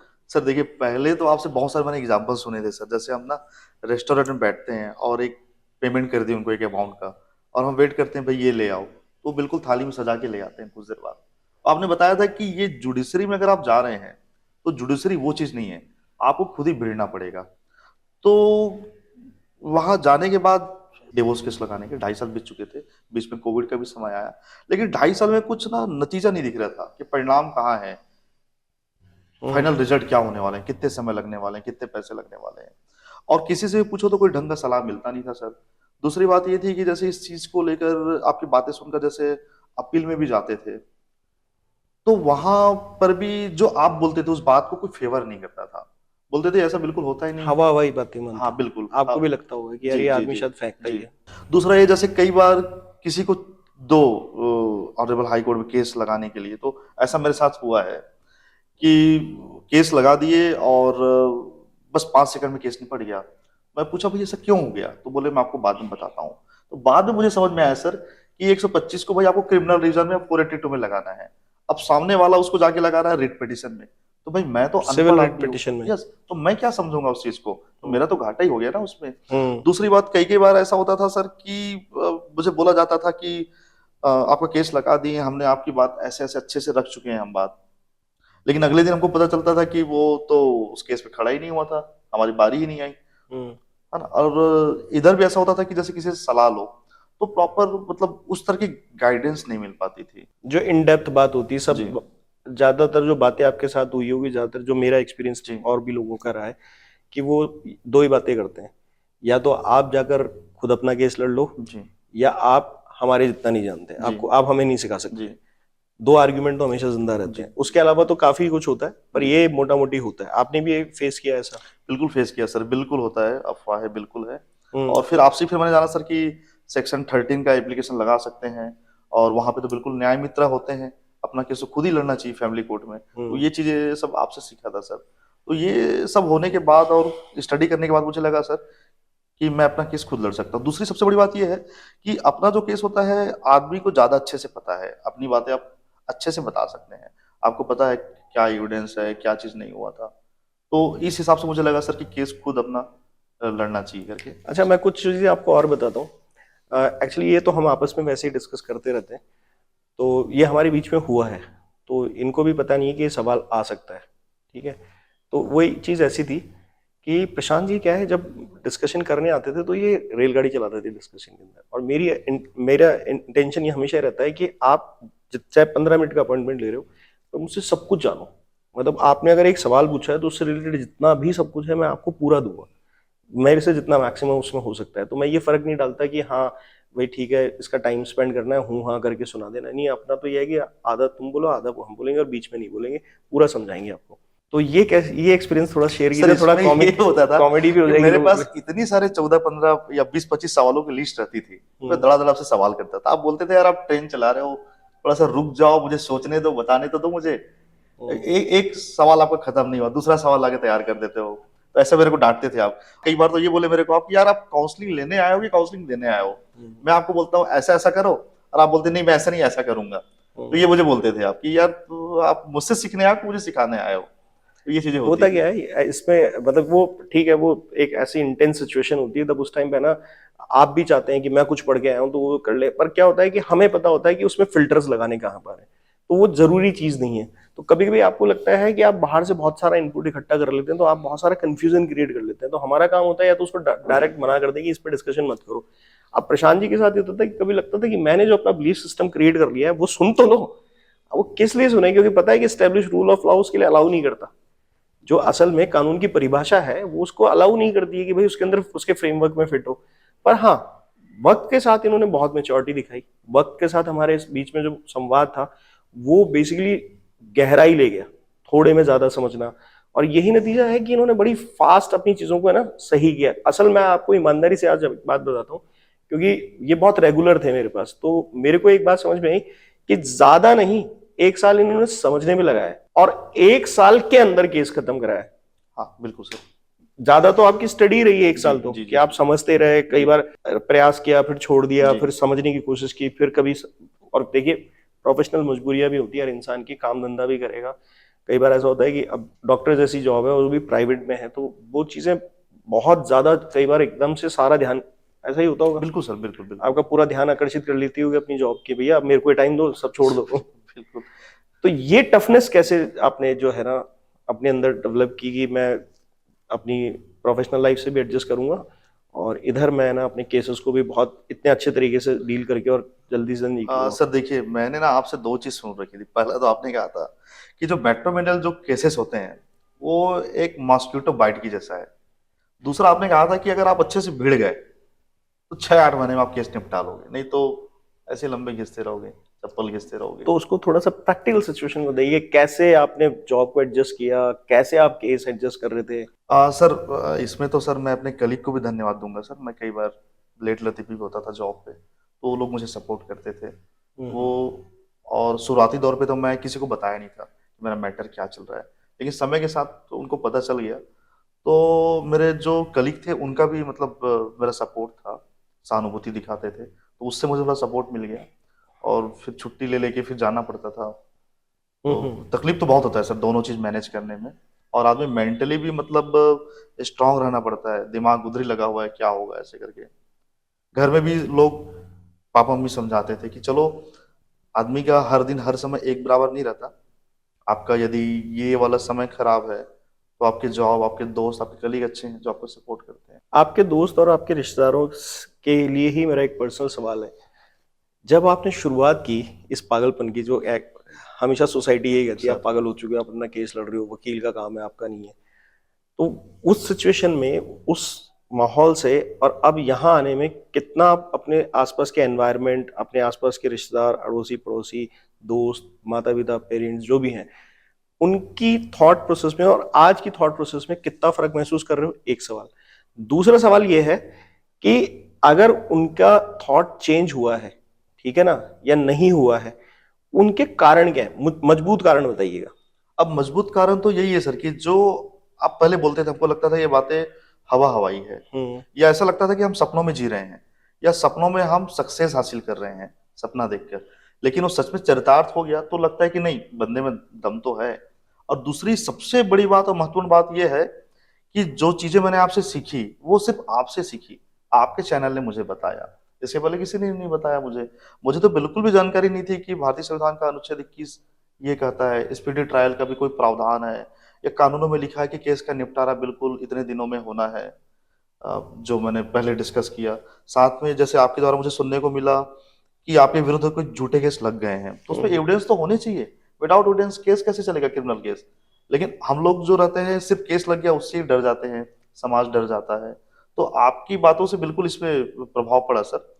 साथ में आपसे मैंने एक चीज ये भी सीखा, बड़ी चीज, कि जैसे अपन 125 मेंटेनेंस का बात कर रहे थे, तो इसको बिल्कुल तामील की तारीख से 60 डेज में निराकरण करने का प्रावधान है। साथ में आपके द्वारा मैंने ये सीखा कि जैसे आपने इलाहाबाद हाई कोर्ट का एक जजमेंट का जिक्र किया, साथ में रजनीश वर्सेस नेहा का जजमेंट है, उसमें ये साफ कहता है कि सीआरपीसी 125(2) ये कहता है कि भाई डेट ऑफ ऑर्डर से ही मेंटेनेंस लगेगा, ना कि डेट ऑफ एप्लीकेशन से। ये तो आपकी नॉलेज की डेवलपमेंट है सर, सोसाइटी ने आपके साथ कैसे ग्रो किया? मतलब आपके आसपास का जो एनवायरनमेंट है, आपके रिश्तेदार पड़ोसी जो भी, उसमें ये था सर कि पहले कैसा था कि आपके बारे में क्या ओपिनियन थी, अब क्या है?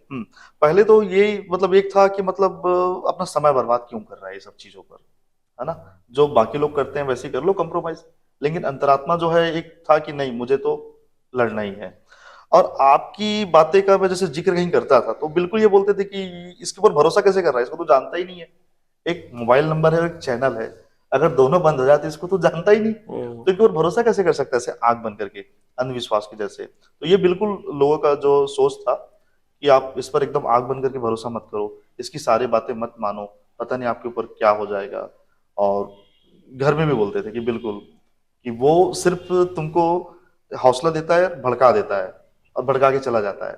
और केस लड़ने तो तुम्हारा आ नहीं रहा है, वो नहीं लड़ूंगा बोलता है केस, तो तुम अकेले कैसे लड़ोगे? और दूसरा ये कि भाई एक आदमी सिर्फ बोल रहा है, उपदेश दे रहा है, और आप उसको प्रैक्टिकली करने वाले हो, और प्रैक्टिकली करने के बाद हो सकता है कुछ कॉम्प्लिकेशन आपके साथ हो जाए, तो वो उसका सामना तो आप ही को करना है।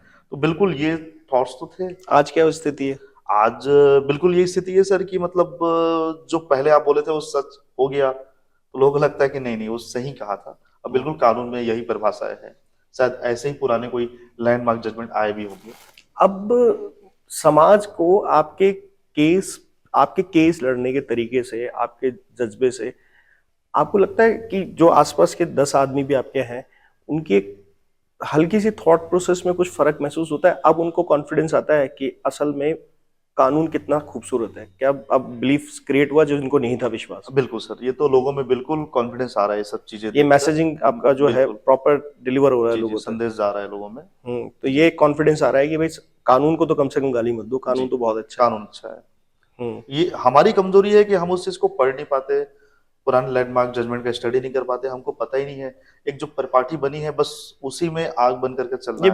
ये बिल्कुल वैसे नहीं लगता आपको कि गलती मेरी है, मैं चीजों को समझ नहीं पा रहा और दोष मैं भगवान को दे देता हूँ कि भगवान तू नहीं चाहता।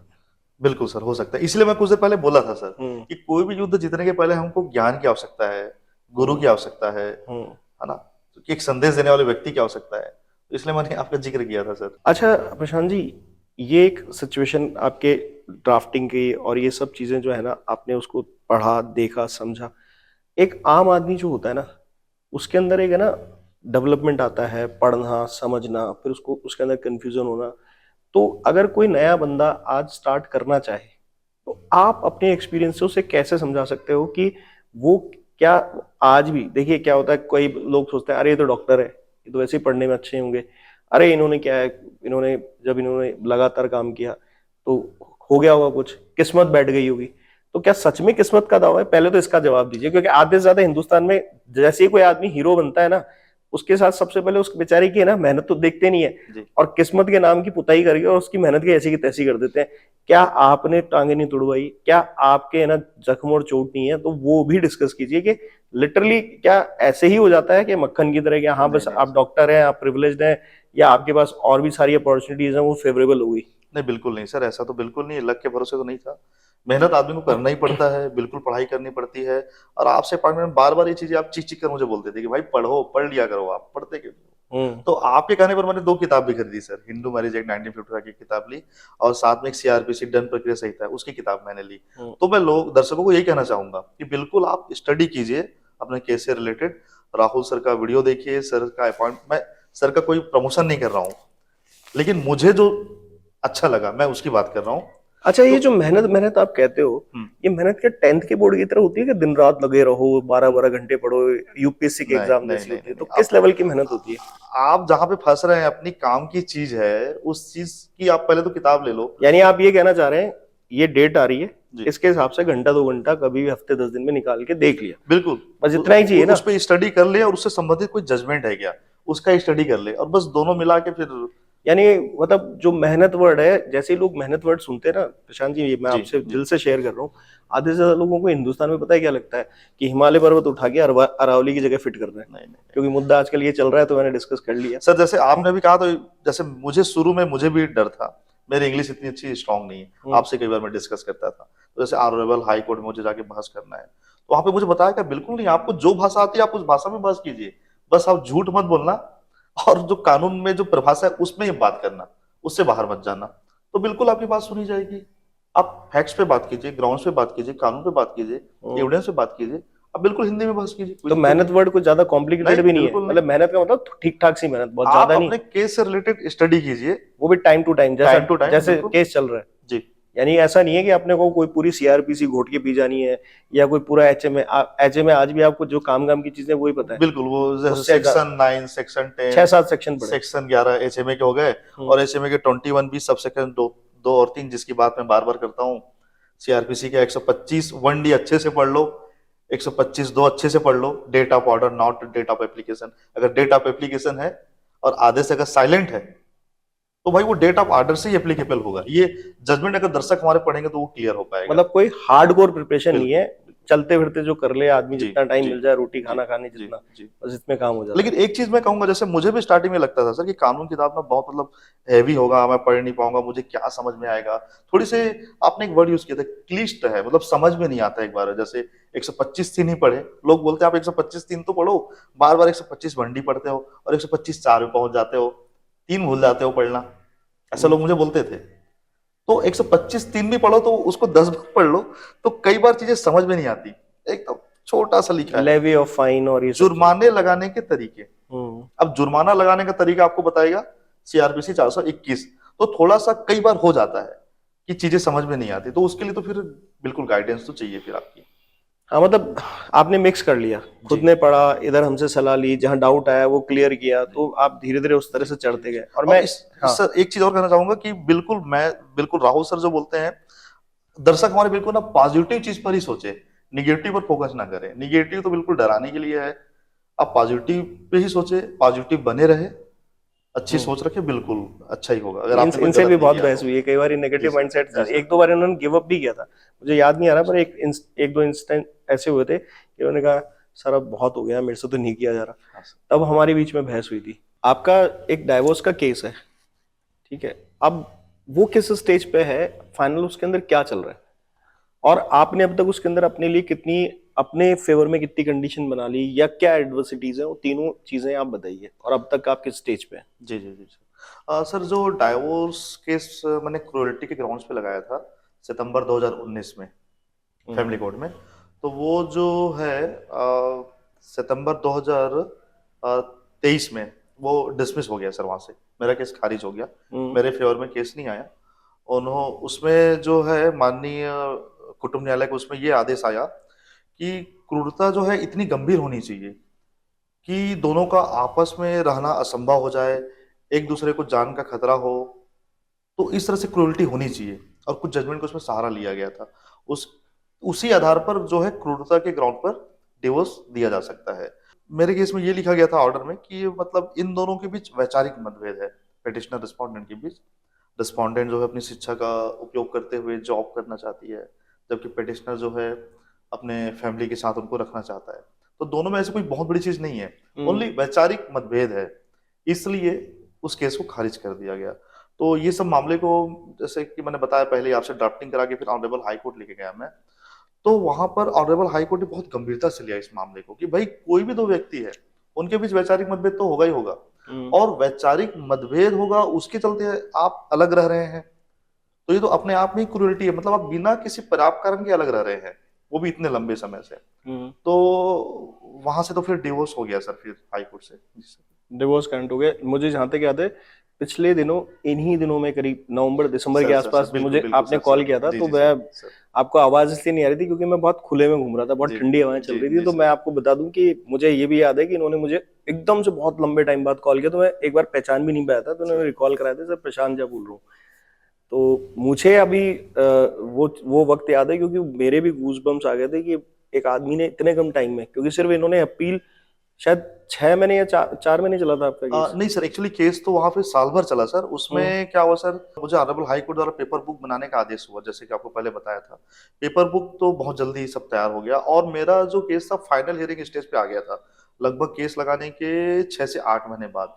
लेकिन कुछ कुछ कारण से, या सामने वाली पार्टी से एडजॉर्नमेंट ले रही थी, एडजॉर्नमेंट ज्यादा ले रही थी, एडजॉर्नमेंट ले रहे थे वो लोग। फिर अपन ने उसकी एक ऑब्जेक्शन भी तैयार करी हाँ थी। जी जी जी सर। तो ये जो मैंने फिर एप्लीकेशन लगाया हम्म। हिंदू मैरिज एक्ट 1955 का सेक्शन 21B की सब सेक्शन 3 का, जो ये कहता है कि ऑनरेबल हाई कोर्ट को जो है तामील की तारीख से 90 दिन के अंतर्गत इस केस का निराकरण करना रहता है। तो माननीय न्यायालय ने बिल्कुल गंभीरता से लिया मेरे आवेदन को, आईए नंबर लगाया था जो मैंने।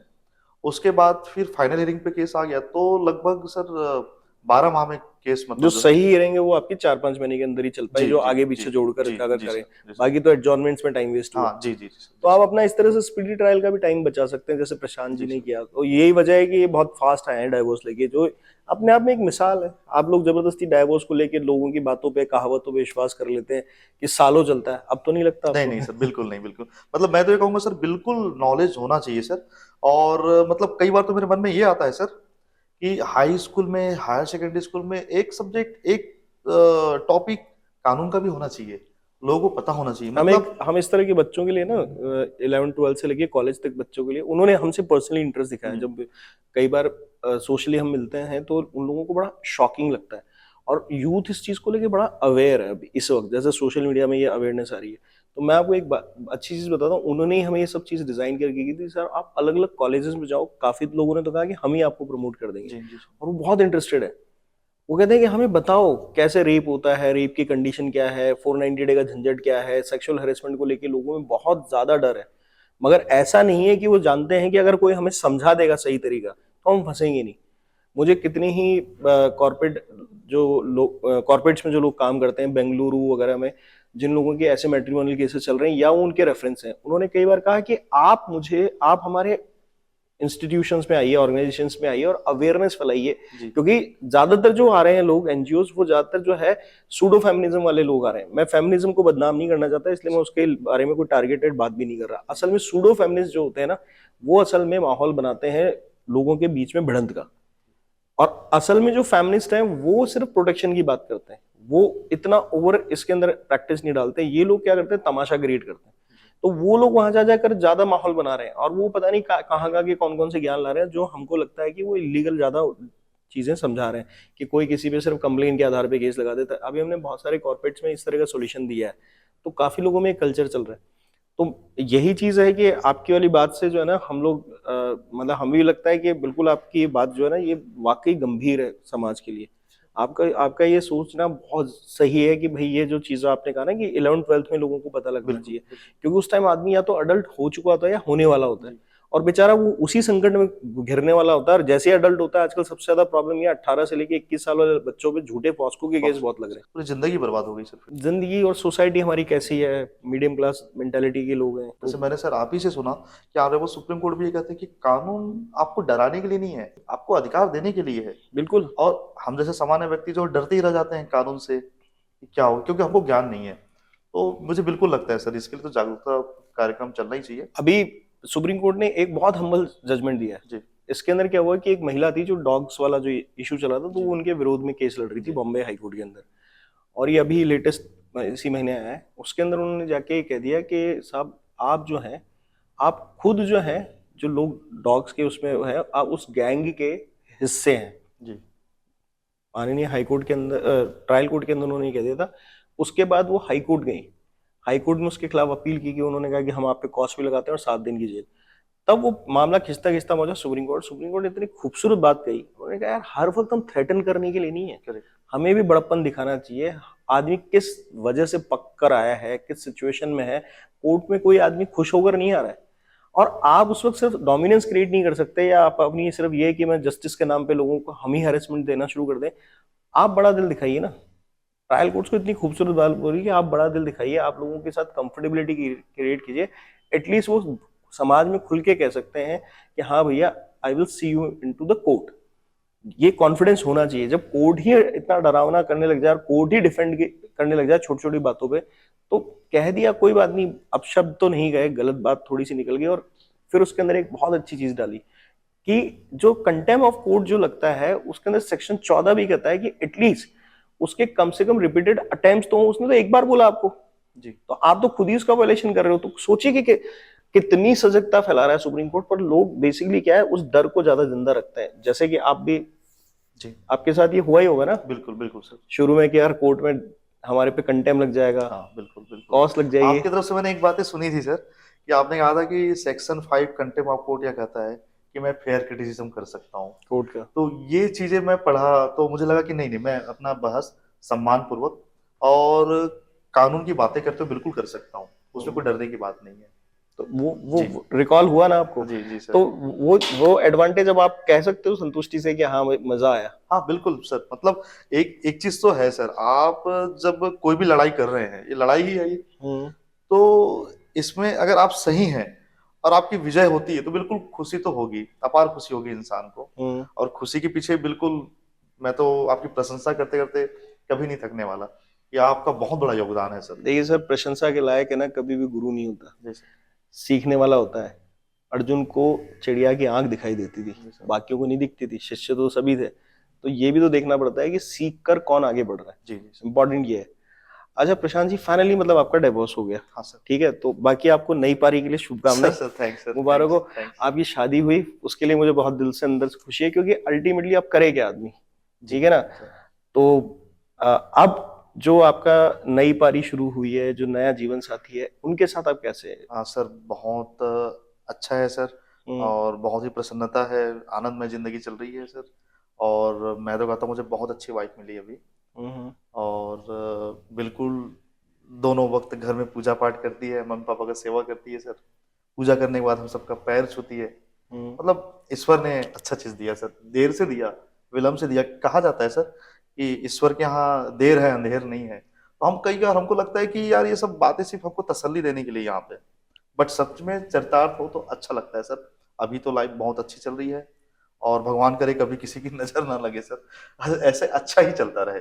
अभी लगने वाली भी नहीं है। आप अलग तरीके के आदमी हो गए, तो नजर तो नहीं लगी। दूसरी ये है सर कि जैसे मैंने अभी राहुल सर के साथ हमने जैसे ये सब बात किया, लेकिन मैं शुरुआत में ही कहा था कि जो हमारी विवाह की जो परंपरा है हिंदू समाज में, मैंने सर से ही सीखा है कि भाई विवाह का संस्कार क्यों हुआ।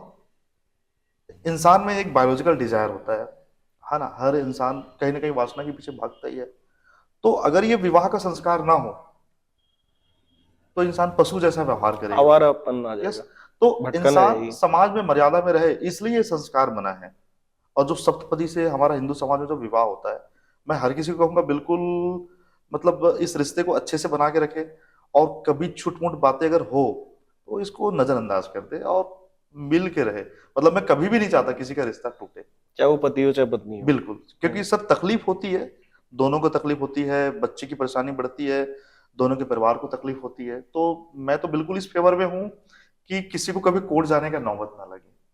नहीं, सही बात है प्रशांत जी। कभी कभी हमारे भी मार्केट में या समाज में, मेरे लिए भी लोगों के अंदर ये रहता है कि यार ये तो घर तुड़वाता है। तो मैं लिटरली बताता हूँ कि मुझे भी बहुत दुख होता है कि यार कम से कम घर नहीं तुड़वाते, न्याय दिलाते हैं। सर और सबसे ज्यादा दुख इस बात का होता है कि भाई ऐसा माहौल ही नहीं बने कि लोगों को हमारे पास आना पड़े। सीरियसली हम लोग ये चाहते हैं कि एक दिन हमारा चैनल भी बंद हो जाए, लोग भी फ्री हो जाएं और एक अच्छा खुशनुमा लोग अपनी लाइफ जीने लगे, जो नंबर है वो बहुत जीरो के बराबर हो जाए। हम तो नहीं चाहते कि हमारे पास लोग आए, हम नहीं चाहते कि भाई हमारे पास जब लोग आए तो ये रेगुलर चलता रहे, ये एक अंत तक आए, लोगों में इतनी अवेयरनेस आ जाए।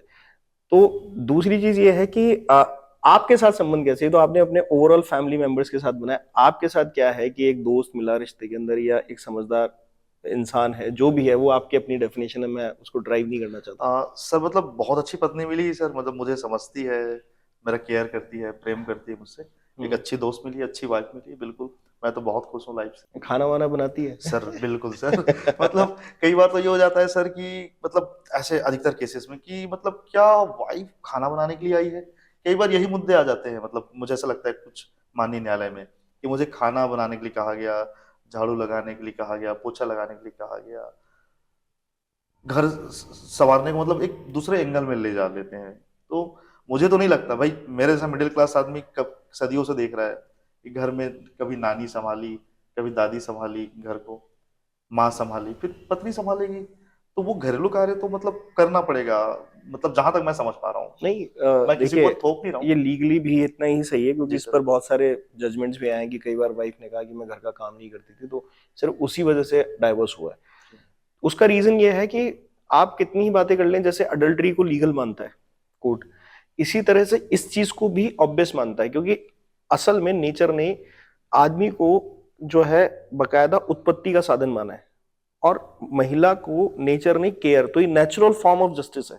इसको कोई सूडो फेमिनिस्ट ने इसमें इसके अंदर बहुत स्ट्रांग दिखाने के लिए कि आपकी स्ट्रेंथ इस बात में है कि आप इस बात से इनकार कर दीजिए, आप घर का काम नहीं करती, आपकी स्ट्रेंथ इस बात पे है कि आप अपने पति की बात नहीं सुनती, आप स्ट्रेंथ इस बात पे है कि अब ये स्ट्रेंथन करने के नाम पे ढकोसलेबाजी ज्यादा हुई। और जो फेमिनिज्म वाली जो बात थी वो था कि वुमन के पावर को प्रोटेक्ट करना, और हमेशा से मेल जो है वो प्रोटेक्टर ही रहा है, तो उसके ऊपर रिस्पॉन्सिबिलिटी है कि वो आदमी होने के नाते, मर्द होने के नाते औरत को मारेगा नहीं, पीटेगा नहीं, उसके साथ जाति नहीं करेगा, क्योंकि उसके साथ फिजिकली ऐसी कंडीशनिंग की गई है नेचर ने कि वो जो है जननी है। तो उसके साथ सबसे बड़ा जो प्लस पॉइंट है वो ये है कि उसको प्रोटेक्ट किया जाएगा, क्योंकि वो वही उसकी वंश या ब्रीडिंग को आगे चलाती है। आपको शायद मालूम हुआ कि सैनिक युद्ध लड़ने जाते थे, महिलाएं नहीं जाती थी। उनको पीछे से घर संभालने का कारण सिर्फ इसलिए दिया गया था क्योंकि उनके पास एक सुपर नेचुरल पावर है कि वो आगे जो सर्वाइवल है उसको, इंसानियत के सर्वाइवल को आगे बढ़ा सकते हैं, तो उनका प्रोटेक्शन बहुत जरूरी है। तो ये एक वाइस वर्सा नेचर ने आपके बीच में कंडीशनिंग की है। तो इस बात से कि देखो औरत तो पैर पैर की जूती, उसको पैर के नीचे रखा जाए, ये भी एक बकवास सोच है। और ये भी एक बहुत अच्छी सोच है कि एक महिला है तो उसका रिस्पेक्ट होना बहुत जरूरी है। इसके अंदर ना तो कहीं आपका मेलहुड जो है वो कॉम्प्रोमाइज हो रहा है, और ना ही आप इस बात से बड़प्पन आ रहे हैं कि आप औरतों की तिरस्कार करें। आजकल सोशल मीडिया पे इस तरह का बकवास कंटेंट बहुत ज्यादा होता है, किसी महिला को थप्पड़ मार दिया, नीचे लोग खुश हो रहे हैं, ये भी कोई समझदारी वाली बात नहीं है। तो दोनों तरफ एक बैलेंस है। तो यानी कि जो आप घरेलू बात कर रहे हैं इसमें कोई, इसमें जी अतिशोक्ति नहीं है, इसको नेचुरल फॉर्म ऑफ जस्टिस भी माना जाता है, सोशल फॉर्म ऑफ जस्टिस भी माना जाता है, और लीगल फॉर्म ऑफ जस्टिस भी माना जाता है, क्योंकि नेचर से ही ओरिजिनेट है ये। तो नेचर ने आपको दोनों को बनाया है ऐसा है। अगर वो घर की केयर कर रही है और खाना बना रही है, तो उसका रीजन ये है कि उसके पास बाई चॉइस जॉब है। जी ट्रेंड या फैशन में आके उन्होंने ये सब चीज कर लिया। पर ऐसा भी नहीं है कि कोई इंसान अगर ऐसा कर रहा है तो समृद्धि का कारक बन रहा है, वो पूरे समाज के लिए बन रहा है, देश के लिए बन रहा है, जीडीपी में योगदान कर रहा है। तो महिला होकर आप ये सब कर रहे हैं तो अच्छी बात है। पर पुरुष होकर आप अगर कमाया नहीं रहे और आप घर के काम कर रहे हैं तो ये भी आप नेचुरल फॉर्म ऑफ जस्टिस और लीगल फॉर्म ऑफ जस्टिस के अगेंस्ट जा रहे हैं। किसने कहा आपको करें? तो आपको कमा के लाना है, इसीलिए आप पे मेंटेनेंस बाउंड है। ओके। उसी तरह से उन्हें आपको कमाई के बाद खिलाना है, ये उस तरह का मेंटेनेंस बाउंड है। तो मेंटेनेंस की परिपालना उनके ऊपर भी इस तरह से ही है। आप समझे? यानी कि आपका कमाकर उसको मेंटेन करना जितना इंपॉर्टेंट है, उतना इंपॉर्टेंट है आपका आपको उनसे अपनी सर्विस करवाना, कि घर के घरेलू काम करना, उनसे इनकार नहीं करना, ये उतनी बड़ी क्रूअल्टी है जैसे आप मेंटेनेंस नहीं दे रहे। अच्छा, ये चीज है। ये जो चीजें सर आपसे ही क्लियर हो पाई, मतलब मैं पहले भी कहा कि ये इस चीज का कोई डिस्कशन नहीं करता या हमें कोई बताता नहीं है जो चीजें जो आप बता रहे हैं। सर देखिए, दो तरह के लोग होते हैं। आप मेरी कैटेगरी में आ चुके हैं, मेरे साथ वाली कैटेगरी में आ चुके हैं। कुछ लोग क्या होता है, केस को बर्डन समझते हैं, चाहे वो कोई वकील हो, चाहे वो पार्टी हो। कुछ लोग उसको एंजॉय करते हैं, उन्हें एक्साइटमेंट होता है। जैसे आपको रिजल्ट आ रहा था तो आपको एक्साइटमेंट, आप उस एक्साइटमेंट में आगे आगे आगे कुछ ना कुछ करते गए, तो आपने इसको क्या किया, आपने इसको गेम बना दिया और इसी वजह से आप एंटरटेन होते चले गए। मोटिवेशन आ रहा है नहीं आ रहा है, कुछ तो है, कुछ तो है, मिल जाएगा मिल जाएगा, एक होप रखी, तब एंजॉय करता है इंसान। तो जो इंसान अपने काम को एंजॉय करता है ना, वो सब कुछ जानना चाहता है। जो आपकी खासियत मैंने बताई थी, इतने सवाल, इतने डाउट, तो वो इसीलिए पसंद करते थे हम आपको। आपके लिए हम भी तैयार रहते थे कि प्रशांत जी नहीं आए, और प्रशांत जी जब आते थे तो हम भी तैयार रहते थे कि उनको डिटेल में बताओ। आप जैसे मेरे पास करीब हर वक्त है ना, डेडिकेटेड लोग करीब 40-45 रहते हैं। आपके जैसे बहुत सारे लोग हैं, आपके यहीं से एक प्रजापत जी भी हैं जो छत्तीसगढ़ से ही हैं। तो आपने एंजॉय किया है। आप खाने का जैसे स्वाद लेके मजा लेते हैं, कुछ लोग उसको खाने को भूसे की तरह खा लेते हैं। कुछ लोग होता है उसको, अरे यार मजा आया, जैसे भी आपको एकदम से बीवी याद आई तो आपने कहा नहीं खाना बहुत मस्त बनाती है जी। तो उसका रीजन क्या है? उसका रीजन ये है कि आप खाना एंजॉय करते हैं, सेलिब्रेशन है आपके लिए। कुछ लोगों के लिए क्या है कि नॉलेज सेलिब्रेशन नहीं है, बोझ है, अरे बता रहा है। हम कमेंट सेक्शन हम भी देखते हैं, तो कमेंट सेक्शन में लोग बहुत नेगेटिव बातें करते हैं, ये जो बोलते हैं होता ही नहीं है। एक्चुअली आपने प्रयास ही नहीं किया, बस उसके पीछे इतनी सी बात है, आपने किया, आप रिजल्ट लेके बैठे हो। वो सोचते हैं कि हमने किसी को ले जाके अपना अंडा ऑमलेट बनाने के लिए दे दिया, वो काम हो गया। आप में ये फर्क था, आपने जिम्मेदारी उठाई।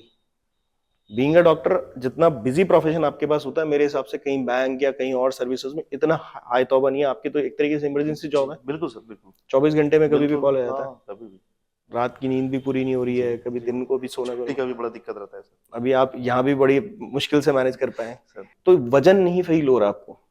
जिसको वजन फील होता है, कैसे करेंगे, क्या करेंगे, होगा नहीं होगा, निर्णय पे नहीं आते। तो निर्णय की जो क्षमता है वो प्रभावित होती है इस बात से कि आपको सेल्फ डाउट जाता है, और फिर सेल्फ डाउट के बाद आप सारी दुनिया पे डाउट करते हो।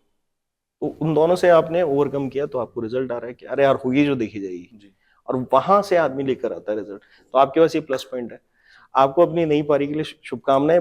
और आप आए, हमारे ऑडियंस के लिए इतना टाइम निकाला, हमसे बातचीत की, बहुत मजा आया। और बहुत आनंददायक आदमी है, बहुत पॉजिटिव थॉट वाले आदमी है, स्पिरिचुअल आदमी है। सर मैं तो आपके दर्शकों से पहले ये कहना चाहूंगा सर कि मतलब जो रिश्ता है शादी का, उसको बिल्कुल संभाल के रखिए, लड़ाई झगड़ा बिल्कुल ना करे। मैं तो एकदम सादा आदमी हूँ सर, पढ़ाई लिखाई करने वाला बच्चा हूँ, ये सब कभी नहीं किया ये सब। तो सबको ये संदेश दूंगा, बिल्कुल लड़ाई झगड़ा तो बिल्कुल ना करे, लेकिन कोर्ट तक अगर बातें चली जाए और पानी अगर सर से ऊपर चला जाए और झूठे केसेस अगर होते हैं, तो बिल्कुल कानून का अध्ययन करें, पुराने जजमेंट पढ़े, राहुल सर से बिल्कुल कांटेक्ट करें। और राहुल सर को भी मैं शुभकामनाएं देना चाहूंगा कि मतलब जहां तक मैं समझ पा रहा हूँ, पूरे भारत में राहुल सर एक ऐसे अकेले एक व्यक्ति हैं जो ऐसा संदेश और कानून के प्रति जागरूकता लोगों में फैला रहे हैं। तो इसके लिए सर मैं आपको बिल्कुल शुभकामनाएं दूंगा, और मैं चाहूंगा सर कि आप ना बहुत आगे बढ़े, आपको पूरा हमारा देश जाने, दुनिया जाने, और कानून के प्रति लोगों का जो आप भरोसा जो बढ़ा रहे हैं, ये एकदम बिल्कुल तारीफ के काबिल है sir. Thank you Prashant ji. Sir तो दोस्तों, ये प्रशांत जी थे, आपने इनको सुना।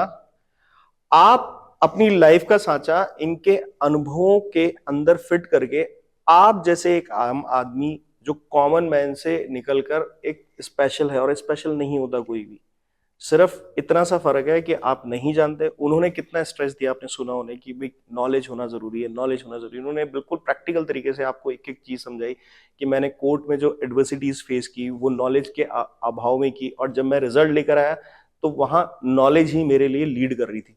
तो इस आदमी का आप संदेश अपने दिमाग में बिल्कुल घोट कर चिपका लीजिए।